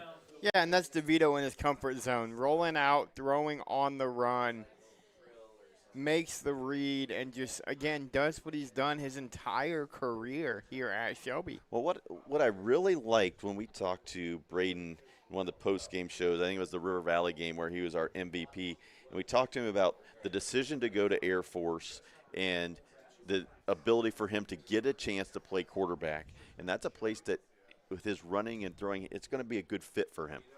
DeVito looks, pump fakes, rolls. Now he's going to let it go again, has a guy wide open, and he throws a dime. What a throw by DeVito, but there's a hold, and it's going to come back. DeVito pump faked, waited, saw his receiver, and then he just turned it loose. Yeah, he delivered a beautiful throw, but again, it's going to be negated on the hold. Well, opponents of Shelby have not enjoyed playing Braden DeVito, but as fans, media, we have enjoyed covering him and really excited to continue to follow him and see how his career goes on the football field and in general in the Air Force Academy. Yeah, and I mean, plenty of opportunities for the young man, too. I'm sure every Division II in the state probably wanted him. He said, guys, I want to play quarterback. That's what I want to do. And the best school that gave him that opportunity was Air Force. And I think the best thing about his conversation, I had a talk with him on the way up to the box that night. He said it wasn't even about football. It was about setting himself and his future family up for the rest of their life by going to the Air Force Academy. Yeah, an outstanding young man, and he will be one of those young people that we respect and appreciate for defending our country and doing all the things that our military men and women do. This time, they do give it to Bowman. He tries to turn the corner, does, 50, and gets inside Harding territory to the 49. Yeah, only this a time gain they of go 6. reverse.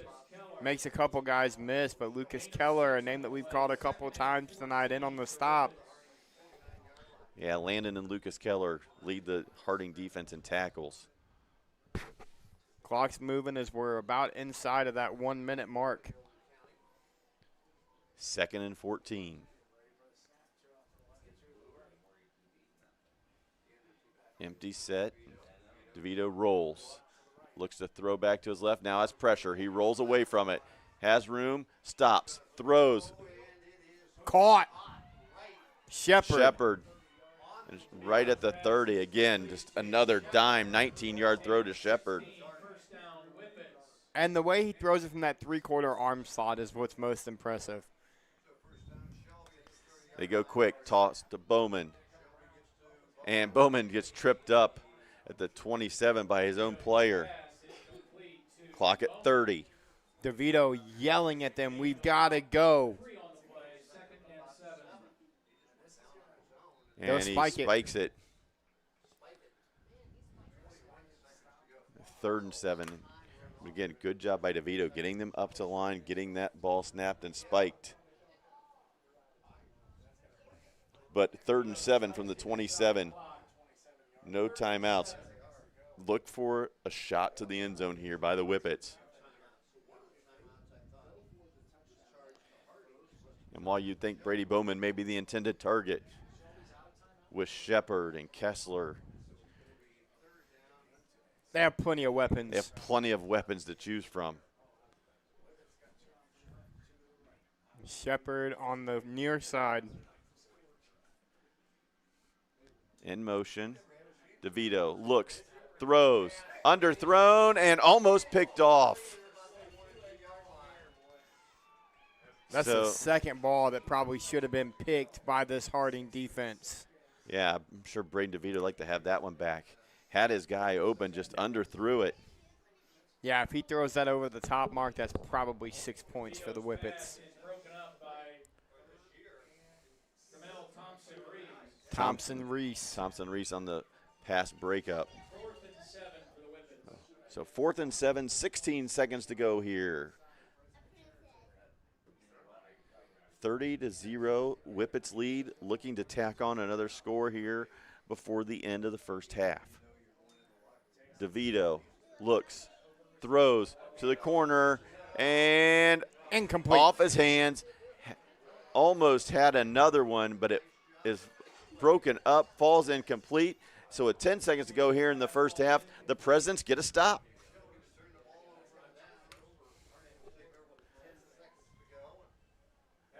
Sure, the Presidents will probably just take a knee here and get themselves to the locker room. Yeah, that's what I would expect them to do as well. Don't take a chance of throwing a pick or fumbling right here.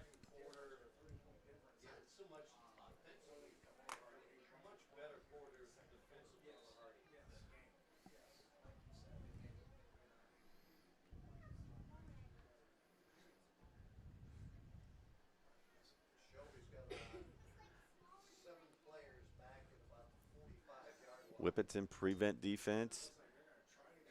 They tried to fake it to Glover, and Kessler just ripped Jaden Jordan to the ground. Yeah, Kessler. And that will end the first half. So from Marion Harding High School, our halftime score, Shelby 30, Marion Harding 0. We'll be back for the halftime show right after this.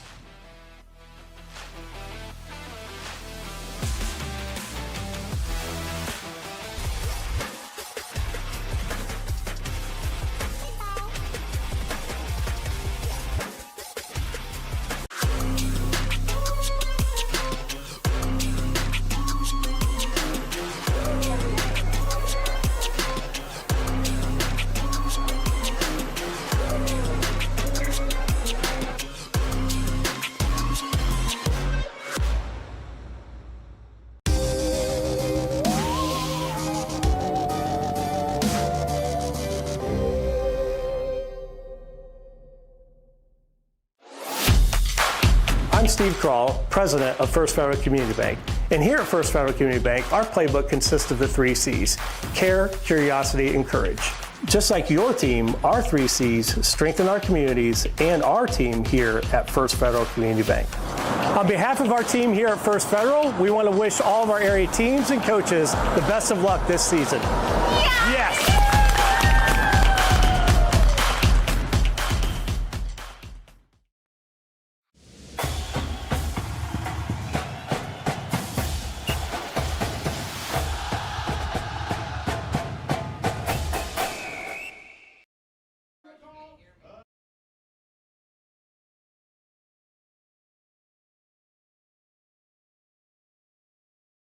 The 2025 amazing Shelby Whippets marching band. Let's go!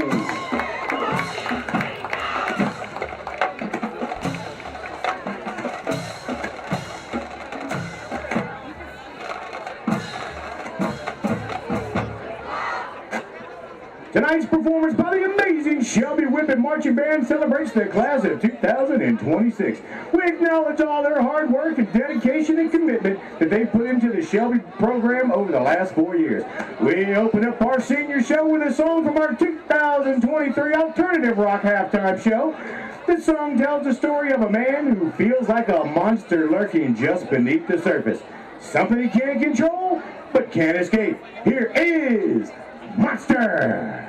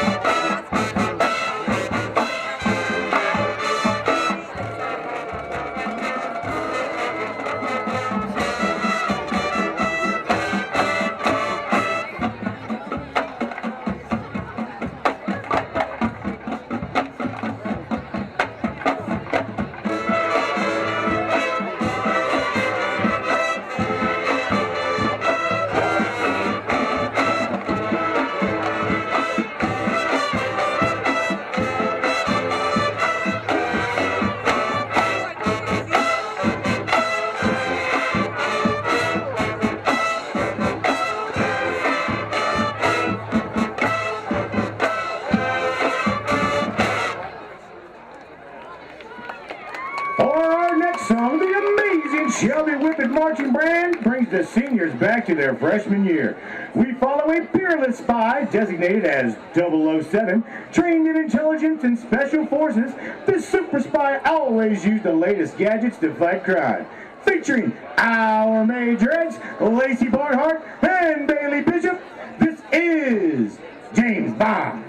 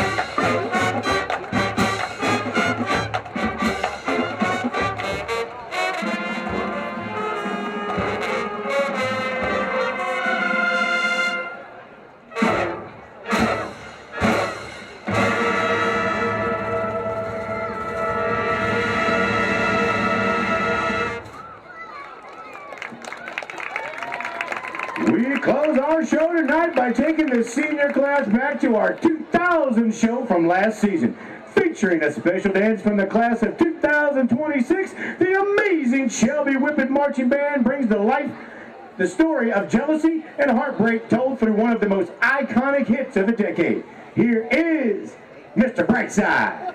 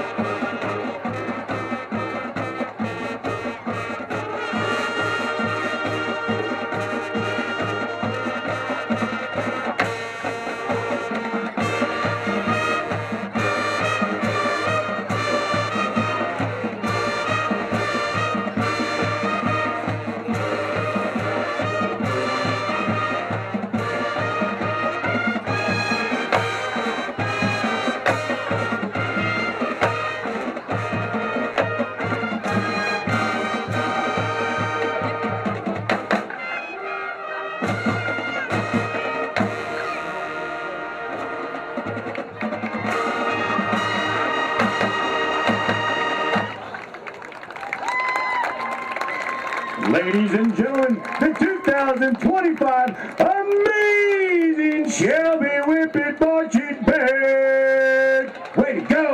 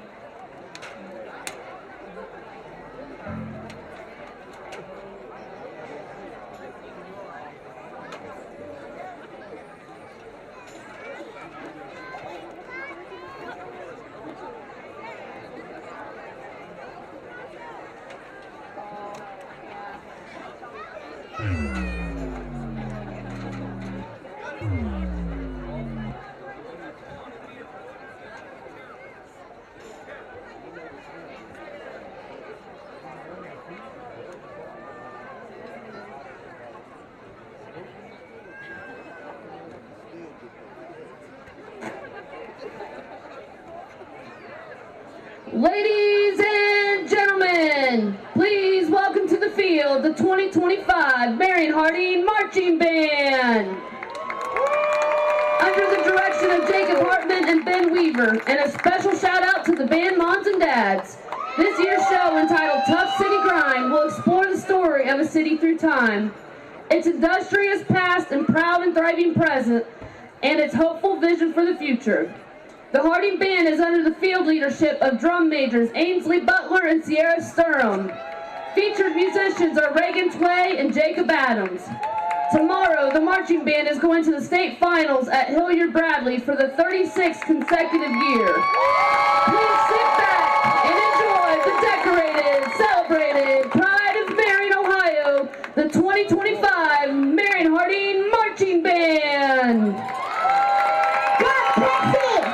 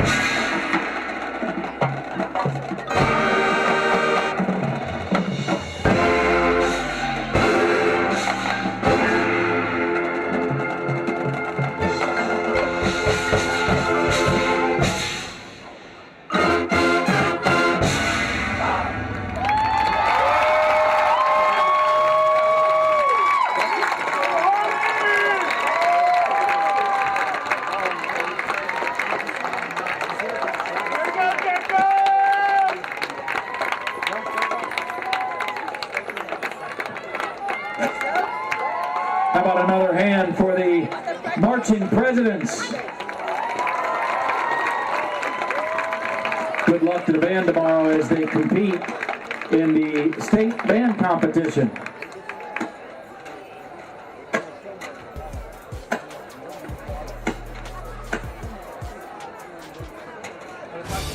Welcome to Marion County Now, the heartbeat of our neighborhood, the fountain of our news. We're local, we're pertinent, and we're all about you. We're dedicated to keeping you in the loop, involved, and linked with the community. And the cherry on top, our service doesn't cost a dime. Marion County Now, our neighborhood, our news.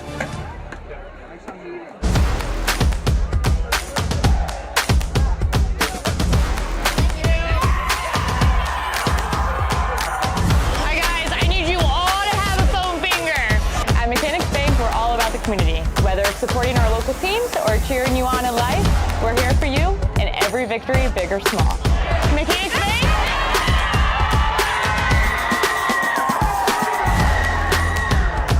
That's better. Take a look at all the action from Friday Night Football right here in North Central Ohio with great analysis, highlights, coach interviews, and so much more. Every single Friday night right here on the OH.REPORT.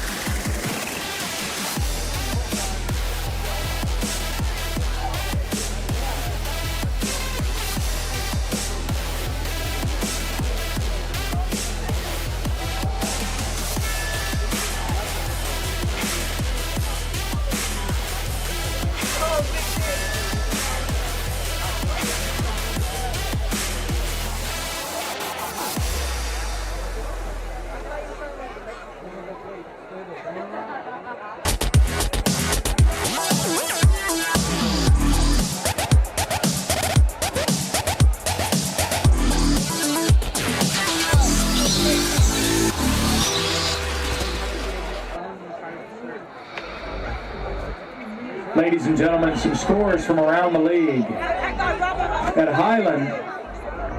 Highland 7, Pleasant 14 in the third. At Ontario 21, River Valley 7 at halftime.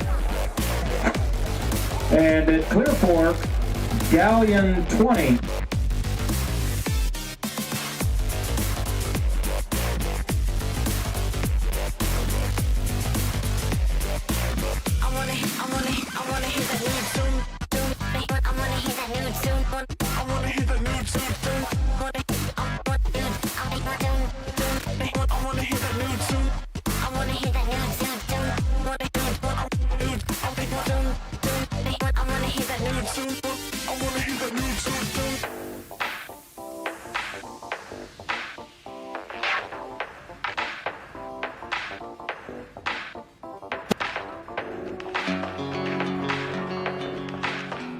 Welcome back to the Carothers Pest Control halftime show here from Marion Harding High School, where the Shelby Whippets scored on their first 3 possessions and own a commanding 30-0 lead at the half. Mark Bollinger along with Josh Banks. Shelby Whippets came in 9-0, undefeated on the season, first place in the MOAC. Looks like the Whippets are going to win the MOAC title undisputed and outright, and they were dominant in that first half. Yeah, 36 yards of total offense is all they allowed, and that's the MO all year for the Whippets. And we're getting ready to start second half action. Mark and Shelby's going to get the ball. I want to hit that new 205 yards for the Whippets in half. Yeah, first half Whippets outgained Marion Harding 205-36, holding the Presidents just 3 first down, 1 by penalty, 2 by the Harding offense. In that first half, Braden DeVito with 3 rushing touchdowns, and then he added a 44-yard scoring strike to Brady Bowman, a couple of extra points and 2-point conversions, and that takes us to the 30-0 lead. Shelby bobbles the kickoff, and ball rolls out of bounds. We are in a running clock situation here due to the 30-point differential. We'll see if it's Braden DeVito coming out with the offense to start. It does not look like it is. I don't see number 2 coming on the field. Yeah, there he is. Yep.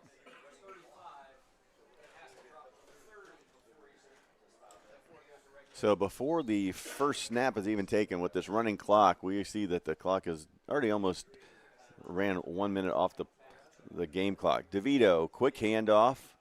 Sloan. Left side, and Sloan's going to be brought down. Nice job. Starks. Nice job by Starks and the Harding defenders. Or Xavier Mincy. The Harding defense gave up 3 quick scores, but then they kind of settled in and did a good job there in the second quarter of containing this potent Shelby offense. Yeah, Shelby obviously a couple missed opportunities on some passes downfield, but the Harding defense really stepped up and did exactly what they needed to do. The offense, just as you've seen on the stats, has not been able to move the football. 2nd and 11. Bowman goes in motion. Yeah, that's going to be a flag for an illegal motion. Yep. They're going to get a timeout. Now, so with that, the clock does stop. We have this quick timeout. I want to take a look at those halftime stats. Again, special thanks to Carothers Pest Control for pregame and halftime sponsorship. Yeah, 10 first downs to 3. Braden DeVito throws for 150 yards. They go for 90 on the ground, 205 total. No turnovers by either team, and a pretty clean half as well. There's only 6 total penalties. But it's really that Shelby Whippet defense, Mark, only allowing 36 total yards of offense. Yeah, they have been dynamite all season long, averaging just over 10 points per game. They are throwing the shutout so far here into the third quarter against Marion Harding. And again, you know, like I had mentioned prior, they've allowed 91 points on the year. 34 of those came in one contest against the Tigers of Galleon. Well, I had Harding for 5 negative plays in the first half, and Marion Harding just 2 of 10 throwing the football. DeVito looks, throws, Kessler caught, and nope, they're going to say it rolled out. Yep, he dropped So it. Kessler had a chance to make the sliding catch just over midfield, and he drops it. Caught it, couldn't finish the catch.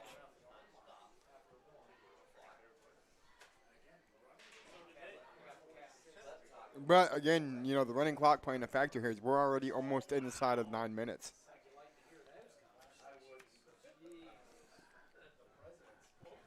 Third and 11 for DeVito.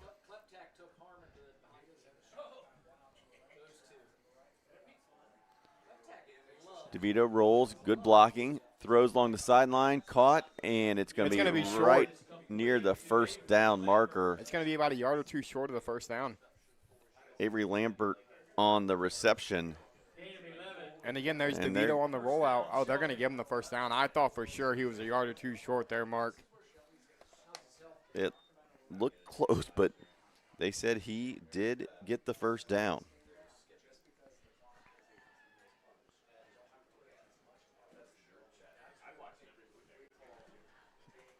First down of the half for the Whippets. They continue to operate out of the shotgun.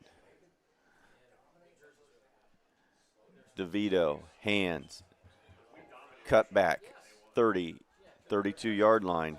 Travis Sloan. And the run defense for Harding tonight, they have done a very good job of not allowing any big play runs.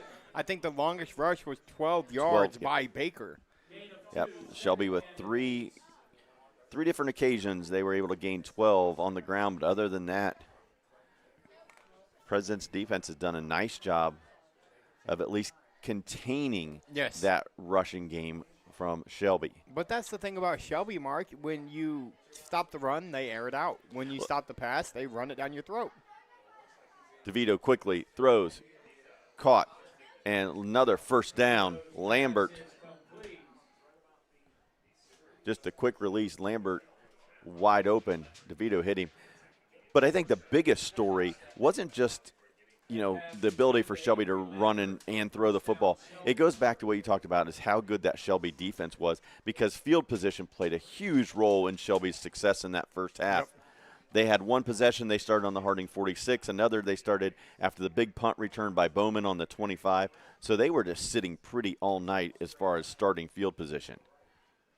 And when you have an offense that scores over 47 a game, you give them that kind of short field, you're going to be in trouble. DeVito, quick strike, incomplete, flag flies late. Flies in late. Ineligible offensive lineman downfield. Yeah, 71.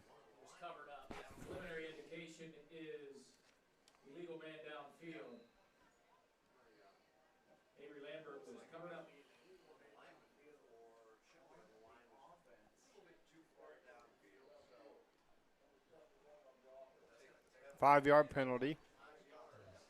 Just the third penalty on the night for the Whippets. 5-yard penalty results in a first and 15 for the Whippets. So, ball resting on the 47-yard line. Half of the third quarter already done here. Yeah, that's one thing about the running clock rules is it definitely has done a good job of taking situations that could have been bad as far as the sportsmanship, and things tend to get chippy when games get out of control, and these games can go pretty fast when you get to 30-plus. DeVito trying to avoid the rush, and he is going to be brought down. DeVito is sacked. I believe it was Landon Keller. Yep. Keller came in, able to wrap him up. DeVito couldn't escape. Keller kind of in charge of spying DeVito there. He's seen him start to roll to that left side. And as soon as DeVito went to try to re-roll backside of the field, Keller attacked him, brought him down by the ankles. And that's a great job there by Landon Keller and this President's defense. Well, the scoreboard may not show up, but one of the things that really impresses me, and we talked about before when we saw Harding, is, you know, they got themselves in a hole early tonight, but these guys have not quit. They have played hard. Yep. I mean, it had been really easy after giving up those 3 quick touchdowns just to let this one get ugly really fast. But they hung in there in the second quarter. They're out here. They're battling here in the third quarter. No quit here in the Prexies. They continue to fight and battle here despite the scoreboard reading 30-0 in favor of Shelby.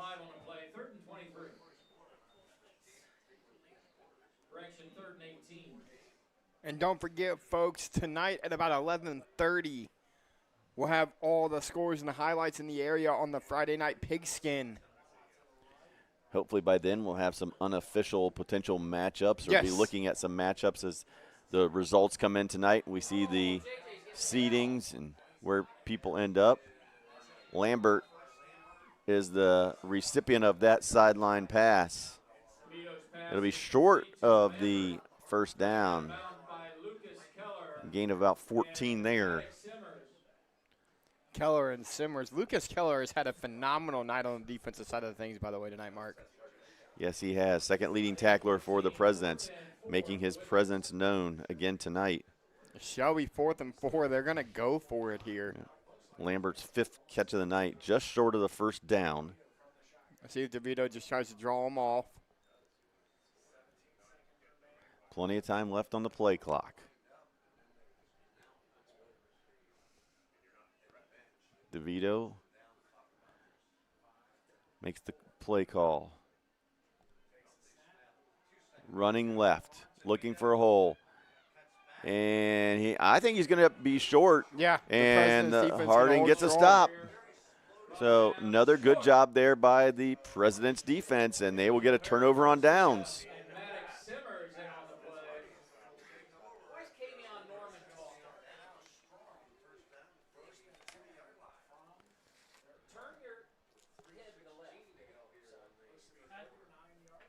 So Harding will take over just inside their own 39-yard line. 1st and 10, President's first possession of the second half. With the running 3 minutes to go. Yeah, with the running clock, we are already at 3 minutes and rolling here in quarter number 3. And if you're Shelby, that's exactly what you wanted to do, Mark. There's no reason. I mean, you'd love to put points on the board, eat the entire quarter, give them the ball, get a stop, and then do it again. Jordan rolls, throws, caught, first down. Reese Thompson. Thompson Reese does a great job there. And Jordan finally hits a guy in stride. First down, Prexy's an Ohio State Marion first down. And now Prexy's going with a little tempo. Quick snap, hands off Keller, right side, rushes for a first down. Keller, and they're still continuing to push, but they're going to mark him down 35. Nice gain there by Keller, pickup of 13. Yeah, the biggest play, maybe the biggest play all night for them, a big run by Landon Keller. President's going fast. Low snap, Jordan picks it up. Corner throw, and looks like interference. No flag. And no flag. Had him by the jersey, but no flags are thrown. We'll take a look at it on the OhioHealth replay. That's a tough call, because should it have been pass interference? Yes. Was there jersey tugs on both sides? Yes. Yeah, a lot of hand fighting going on. It's when the jersey starts to get pulled. Usually is when you see the flag fly. They rule it incomplete, 2nd and 10.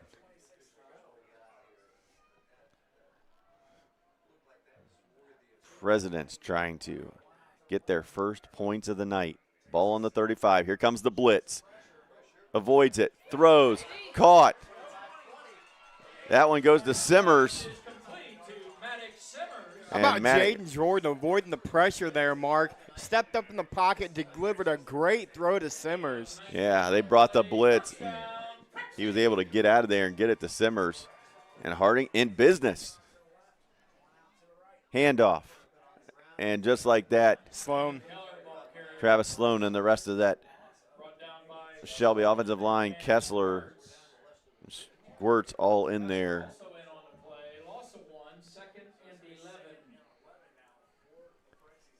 So negative play, 2nd and 11.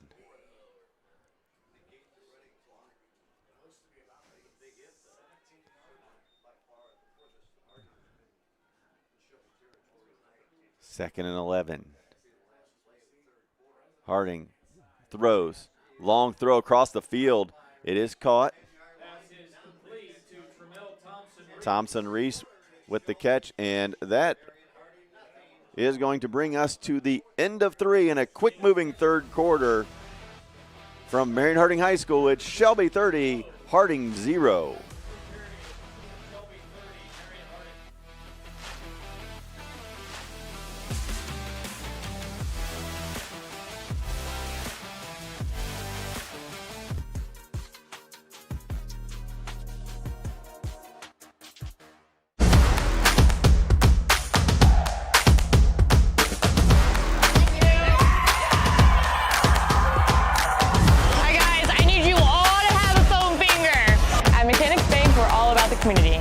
supporting our local teams or cheering you on in life, we're here for you in every victory, big or small. Mechanics Bank.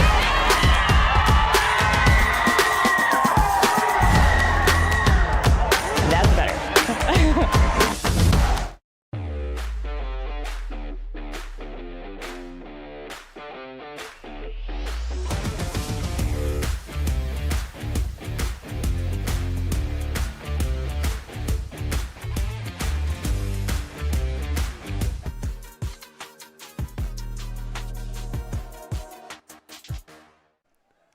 Welcome back to Harding Stadium. We start quarter number 4. Shelby leading Marion Harding 30-0.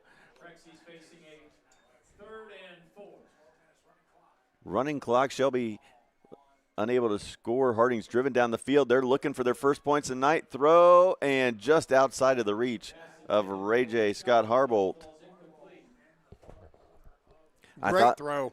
I thought maybe with the Presidents getting this close to the goal line that the Whippets might bring some of their first team secondary back in, but they staying with a lot of looks like some of those young guys out there. Yeah, that's a great throw there from Jaden Jordan too. Back corner, back pylon, right where you want the ball.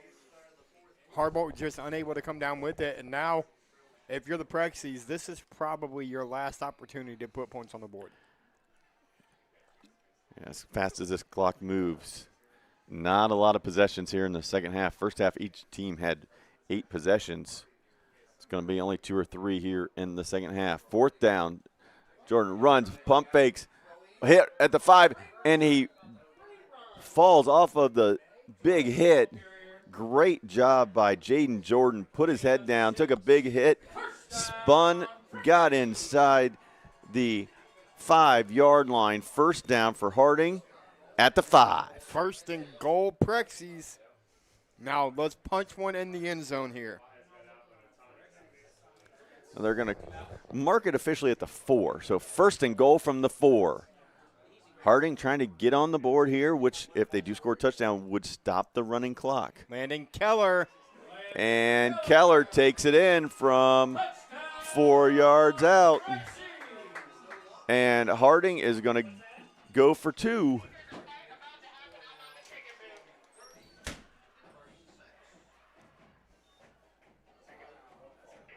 Big play there for Landon Keller to punch one in.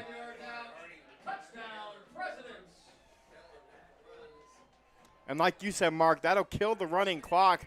We still got 10:21 to go here in quarter number 4. Yep. And with that, I think you're going to see some of those first teamers from Shelby potentially come back into the game since the running clock has stopped. Absolutely. So 30-6 is our score. 10:21 to go here in the fourth quarter. Marion Harding gets on the board, going for 2, trying to cut this lead to 22.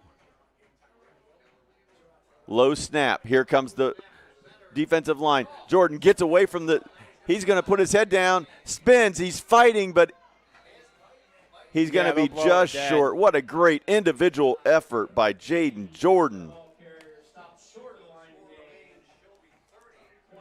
So the 2-point conversion, no good. The score will remain 30-6.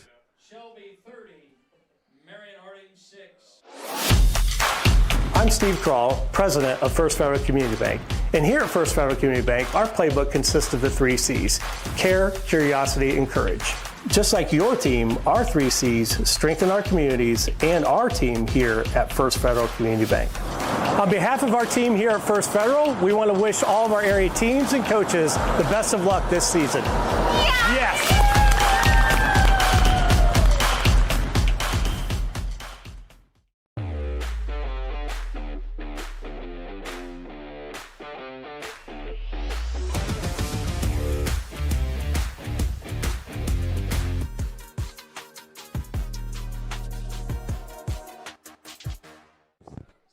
Week 10 of high school football.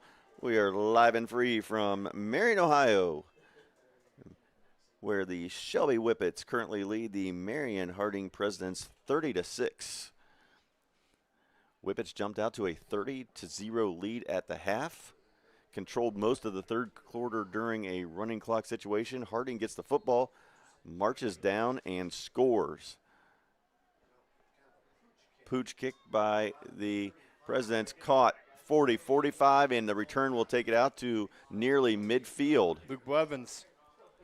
So with the touchdown by Marion Harding, the deficit is now 24, which takes the running clock off the board. Yep.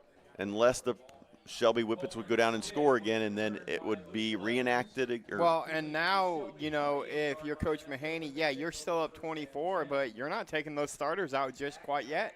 Well, again, now it's a 3-possession game again.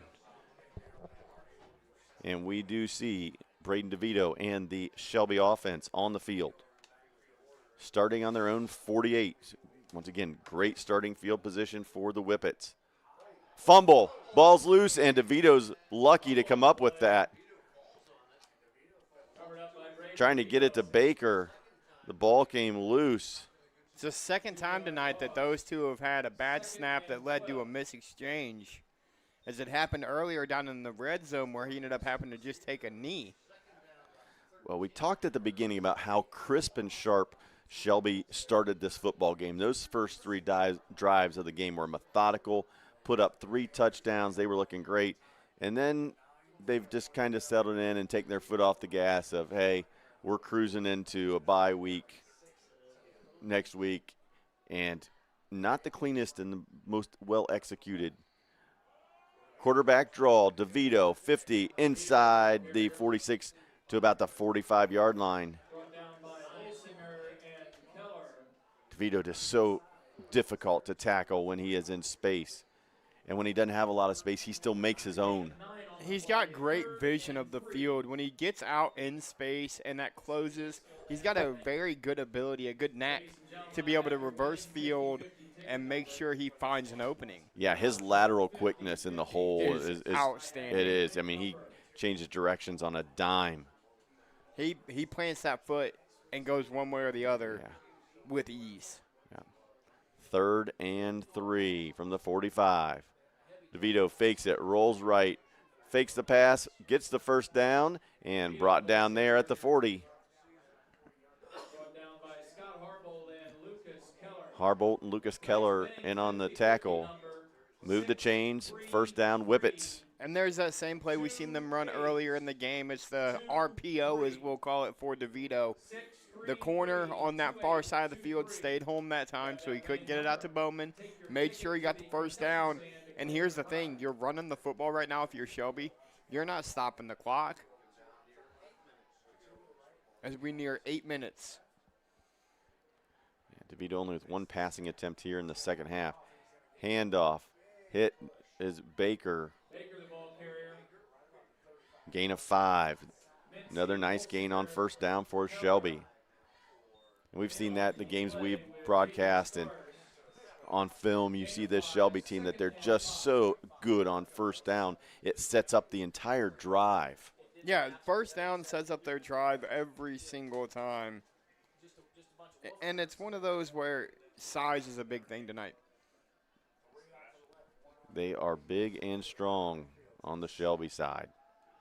DeVito spins, rolls, throws, caught. Bowman catches it 2 feet in and right out of bounds. They will mark him out at the 11. Gain of 24. And, I mean, listen, that's a great route by Brady Bowman, but it's DeVito rolling that way from the back foot, still throws an absolute dime for Bowman to be able to catch it, get a first down, and get out of bounds.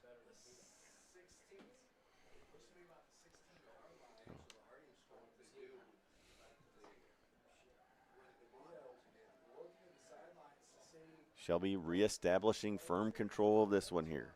Putting together a nice drive. Started on the 48-yard line. DeVito fakes, looks, throws, and just a little bit too high for Shepard.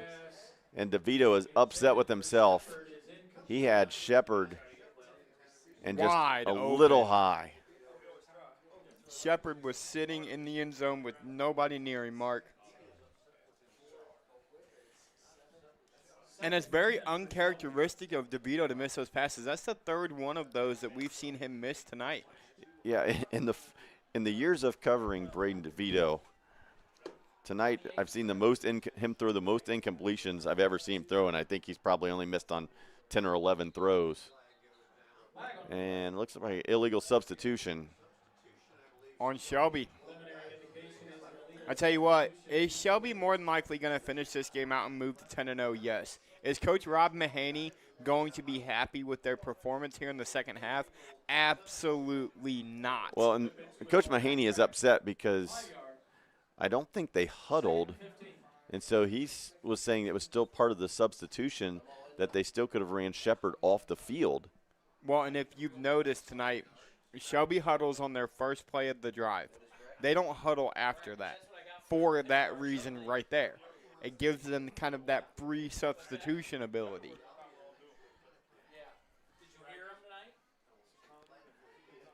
Five yards is marked off. Ball placed on the 21. May have just given DeVito some more space. Yeah, I was going to say, not really what you want to do. Sometimes maybe that's not a good thing. Baker beside DeVito. Fakes the handoff, rolls, looks to throw it. He's going to keep it, and he's going to be drugged down. Good job of pursuit by the President defense. Yeah, kind of looking for that screen again. It's a great job by Thompson Reese out there on the edge to not allow Brady Bowman to have an opening for DeVito to make that quick throw to. As I also see a flag on the play. It's on the far side in front of the Shelby sideline.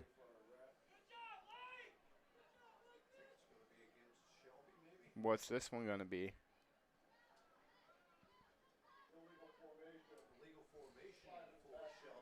All right, so illegal formation. Harding will decline that because of the because good of the job on the play. Very uncharacteristic of this Whippet offense here in the second half. The penalties that they've committed. Yeah, third penalty of the half for Shelby. So now it's 3rd and 14.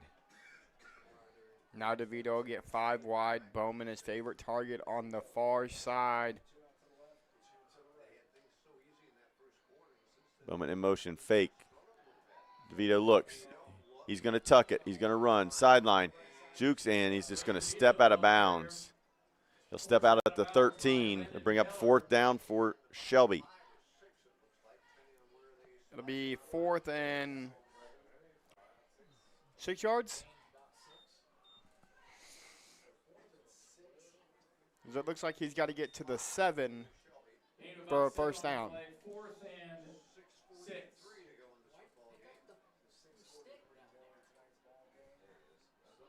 And again, you know, we haven't seen Shelby attempt a field goal this year. 4th down from right here. The offense is going to stay on the field, and they're going to go for it. Again, this team knows their identity. They know they're going to be aggressive. And now they're going to take a timeout. So with that, we'll take a quick break. It's Shelby 30, Harding 6. We'll be right back on the OH Report.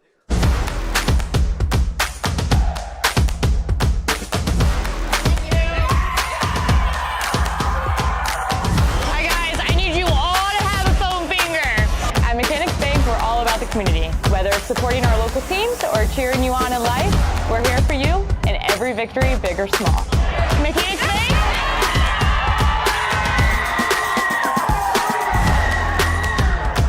That's better.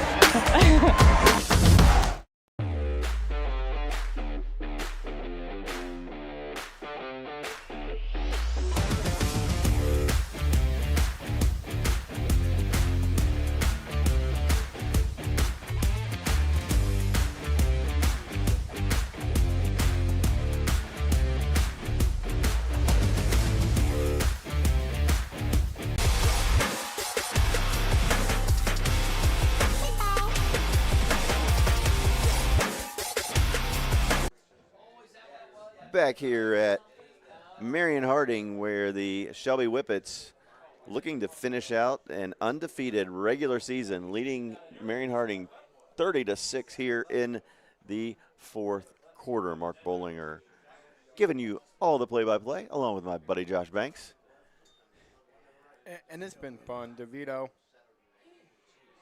the elusiveness, he's got all day to look. And wide open and caught Michael Shepard. And that is just DeVito doing DeVito things. DeVito is the man. Rolls right, buys time, sits in the pocket, patiently waits, and finds Shepard, who he didn't miss this time, Mark. Wide open for a touchdown.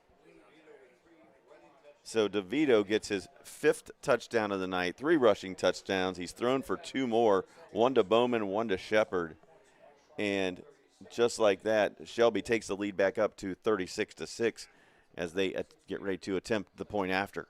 49 touchdowns now on the year for Braden DeVito.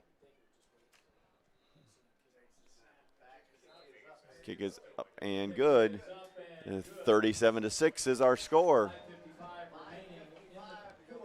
A couple of other scores that we had for you in the MOAC. Highland and Pleasant were battling it out. Ontario and River Valley. 31-14 Ontario. Over River Valley. 20-7 Galleon over Clear Fork. Galleon looking to clinch 2nd place in the MOAC with that win tonight. And then for anybody interested, Marion Local holds the longest streak in the state of Ohio. And I want to say the 3rd longest streak nationally at over 70 games. They lead Coldwater 7-6 in the 4th quarter. And we were talking earlier about the expected attendance up there.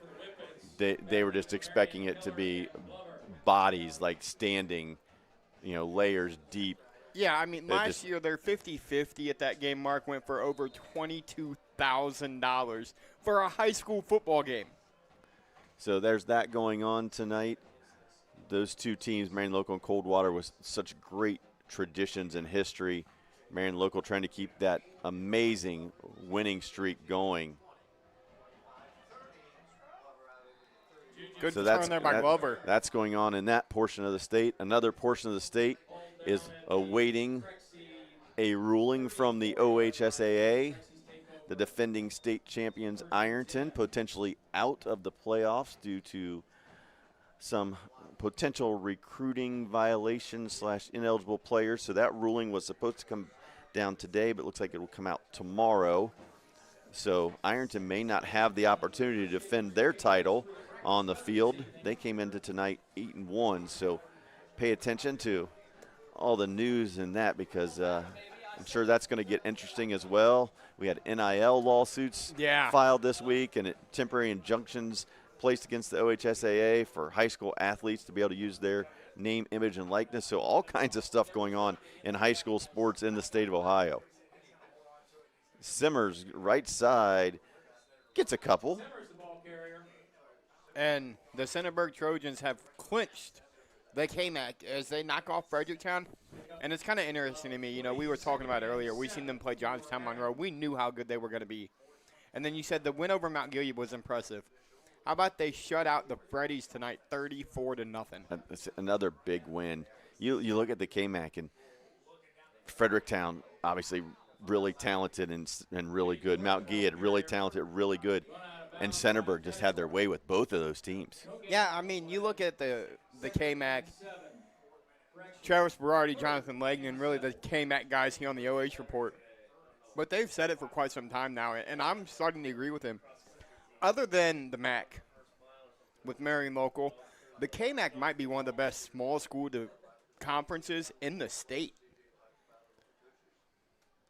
Northmore, Danville, Fredericktown, Centerburg. I mean, Mount Gilead now up there with them. But you've got to do something in the postseason. That's where it's going to come down to. Is if you're going to get in that conversation, you got to start having teams putting up titles. Well, and I think last year really helped the KMAC tremendously for just their recognition, as you had Northmore make it to a Final Four. Danville's done it a couple times. I think Mount Gilead getting back into things this year, being 9-1 after tonight. How deep of a run are they going to make? And how about how good that region is with Centerburg, Mount Gilead, Colonel Crawford, that's going to be a lot of fun come postseason time. You know, I was talking to a Mount Gilead dad actually this past week, and it was kind of funny because we were talking about their team and this and that, and he was point blank and just blunt about it and said, hey, you know, we have one play. We run it to the right. We run it to the left. You just got to stop us. Yep, and not very many people have been able to stop them so far this year. It's worked. It's worked. They don't throw the football. They just run, and they've been good at it.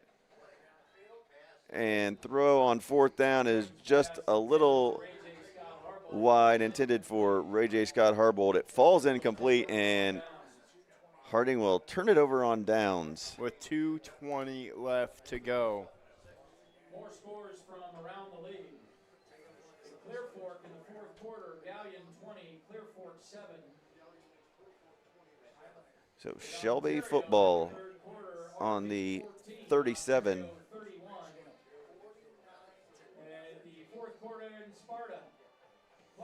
How about this one for you?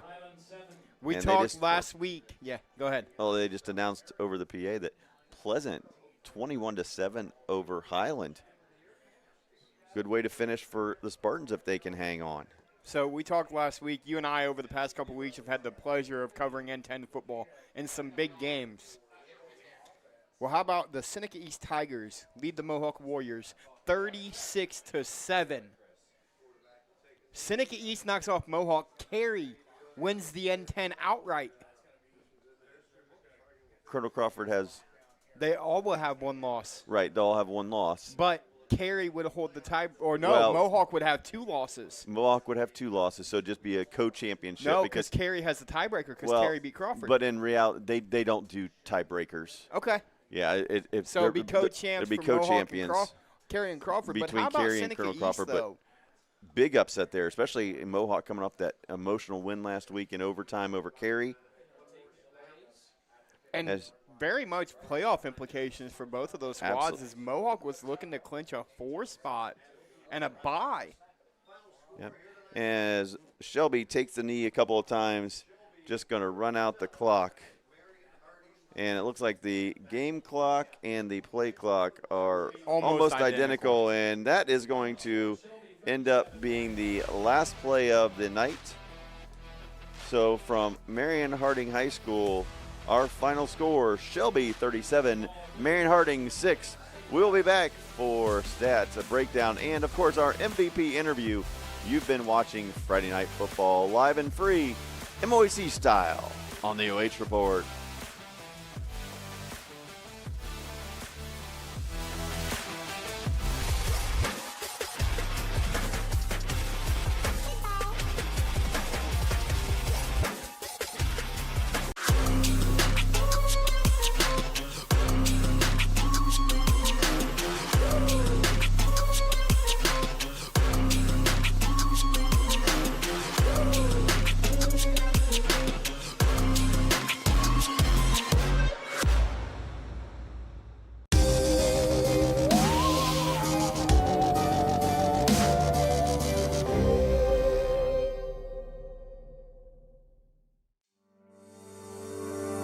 In business and ag banking, it's not just about the numbers, it's about the people. At First Federal Community Bank, we believe relationships are the foundation of every successful partnership. We can help you grow your farm through various ag programs, including working with our local FSA offices, as well as Farmer Mac.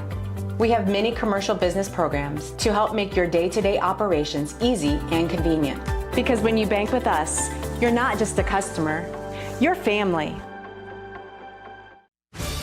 Welcome to Marion County Now, the heartbeat of our neighborhood, the fountain of our news. We're local, we're pertinent, and we're all about you. We're dedicated to keeping you in the loop, involved, and linked with the community. And the cherry on top, our service doesn't cost a dime. Marion County Now, our neighborhood, our news.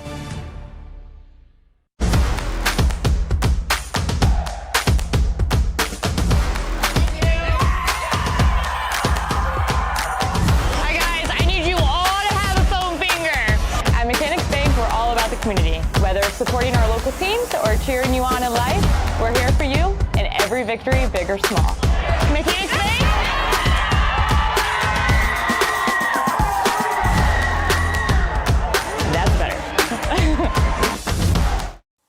Take a look at all the action from Friday Night Football right here in North Central Ohio with great analysis, highlights, coach interviews, and so much more every single Friday night right here on the OH Report.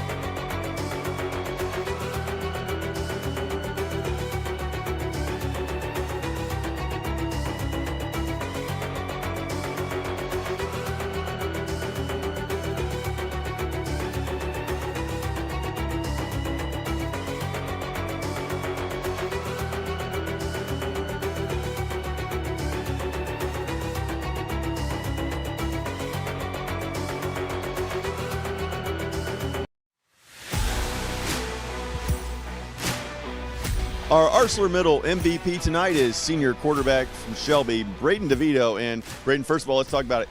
9-0 coming in here tonight, wanting that undefeated season. And you guys came in and you were focused and took care of business early. Yes, sir. Had that 10-0 on our mind. We wanted to be undisputed champions in the league. We didn't want to share with anybody. So, as well as making history at our school. Only one other team way back in 1968 has gone 10-0 2 times in a row. So that was huge in our minds all week, and we prepared and came out with the dub. It was a fun night. The preparation paid off as Shelby came out, scored on their first 3 drives, but field position was crucial on those first 3 possessions. Talk about that Shelby defense, because they gave you the ball near midfield, and then Brady Bowman returns it to about the 25. Great starting field position, and then you guys took care of it from there. Yeah, for a couple of those drives, our kicker got it back there, and we were able to not let them get very far, and then our defense just kept them there. So our offense had to start off with great field position. Then on the one, Brady Bowman just beat guys to the edge and used his speed and had a great return for us. So made it easy on our offense. So regular season goals accomplished, check it off the list, undefeated season, outright MOAC champions. Now you get a week off. What's that going to feel like? I honestly have no clue. I've never had a bye week, but I bet it'll feel good, getting healthy, getting our minds right, and really just working on the little things within our team, because of course we don't know who we play yet. So just focusing on us and shoring up a bunch of little things. Well, they shored up a lot of little things tonight as they put up another impressive performance tonight. Braden goes for 5 touchdowns, 3 rushing, 2 passing. What about the wide receivers and the offensive line? We always talk about all the things you do, but again, those guys getting open, then the big guys up front protecting you. Yeah, I mean, fortunately, like at my position, I get a lot of the credit, but those guys make it easy for me. The line makes the holes, I just have to run through, and then the wide receivers get open, I just got to make the pass. So full credit to them. Them doing what they do has made my job a lot easier. Well, they made it look easy tonight as Shelby wins 37-6 over Marion Harding. Before we let you get out here, any shout-outs tonight?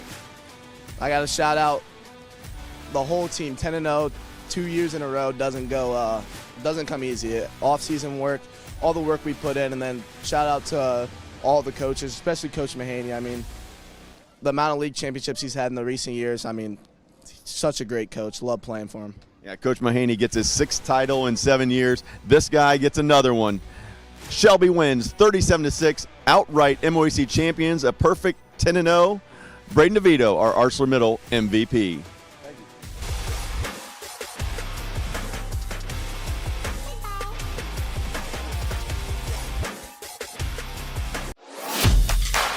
I'm Steve Kroll, president of First Federal Community Bank. And here at First Federal Community Bank, our playbook consists of the 3 C's: care, curiosity, and courage. Just like your team, our 3 C's strengthen our communities and our team here at First Federal Community Bank. On behalf of our team here at First Federal, we want to wish all of our area teams and coaches the best of luck this season. Yes!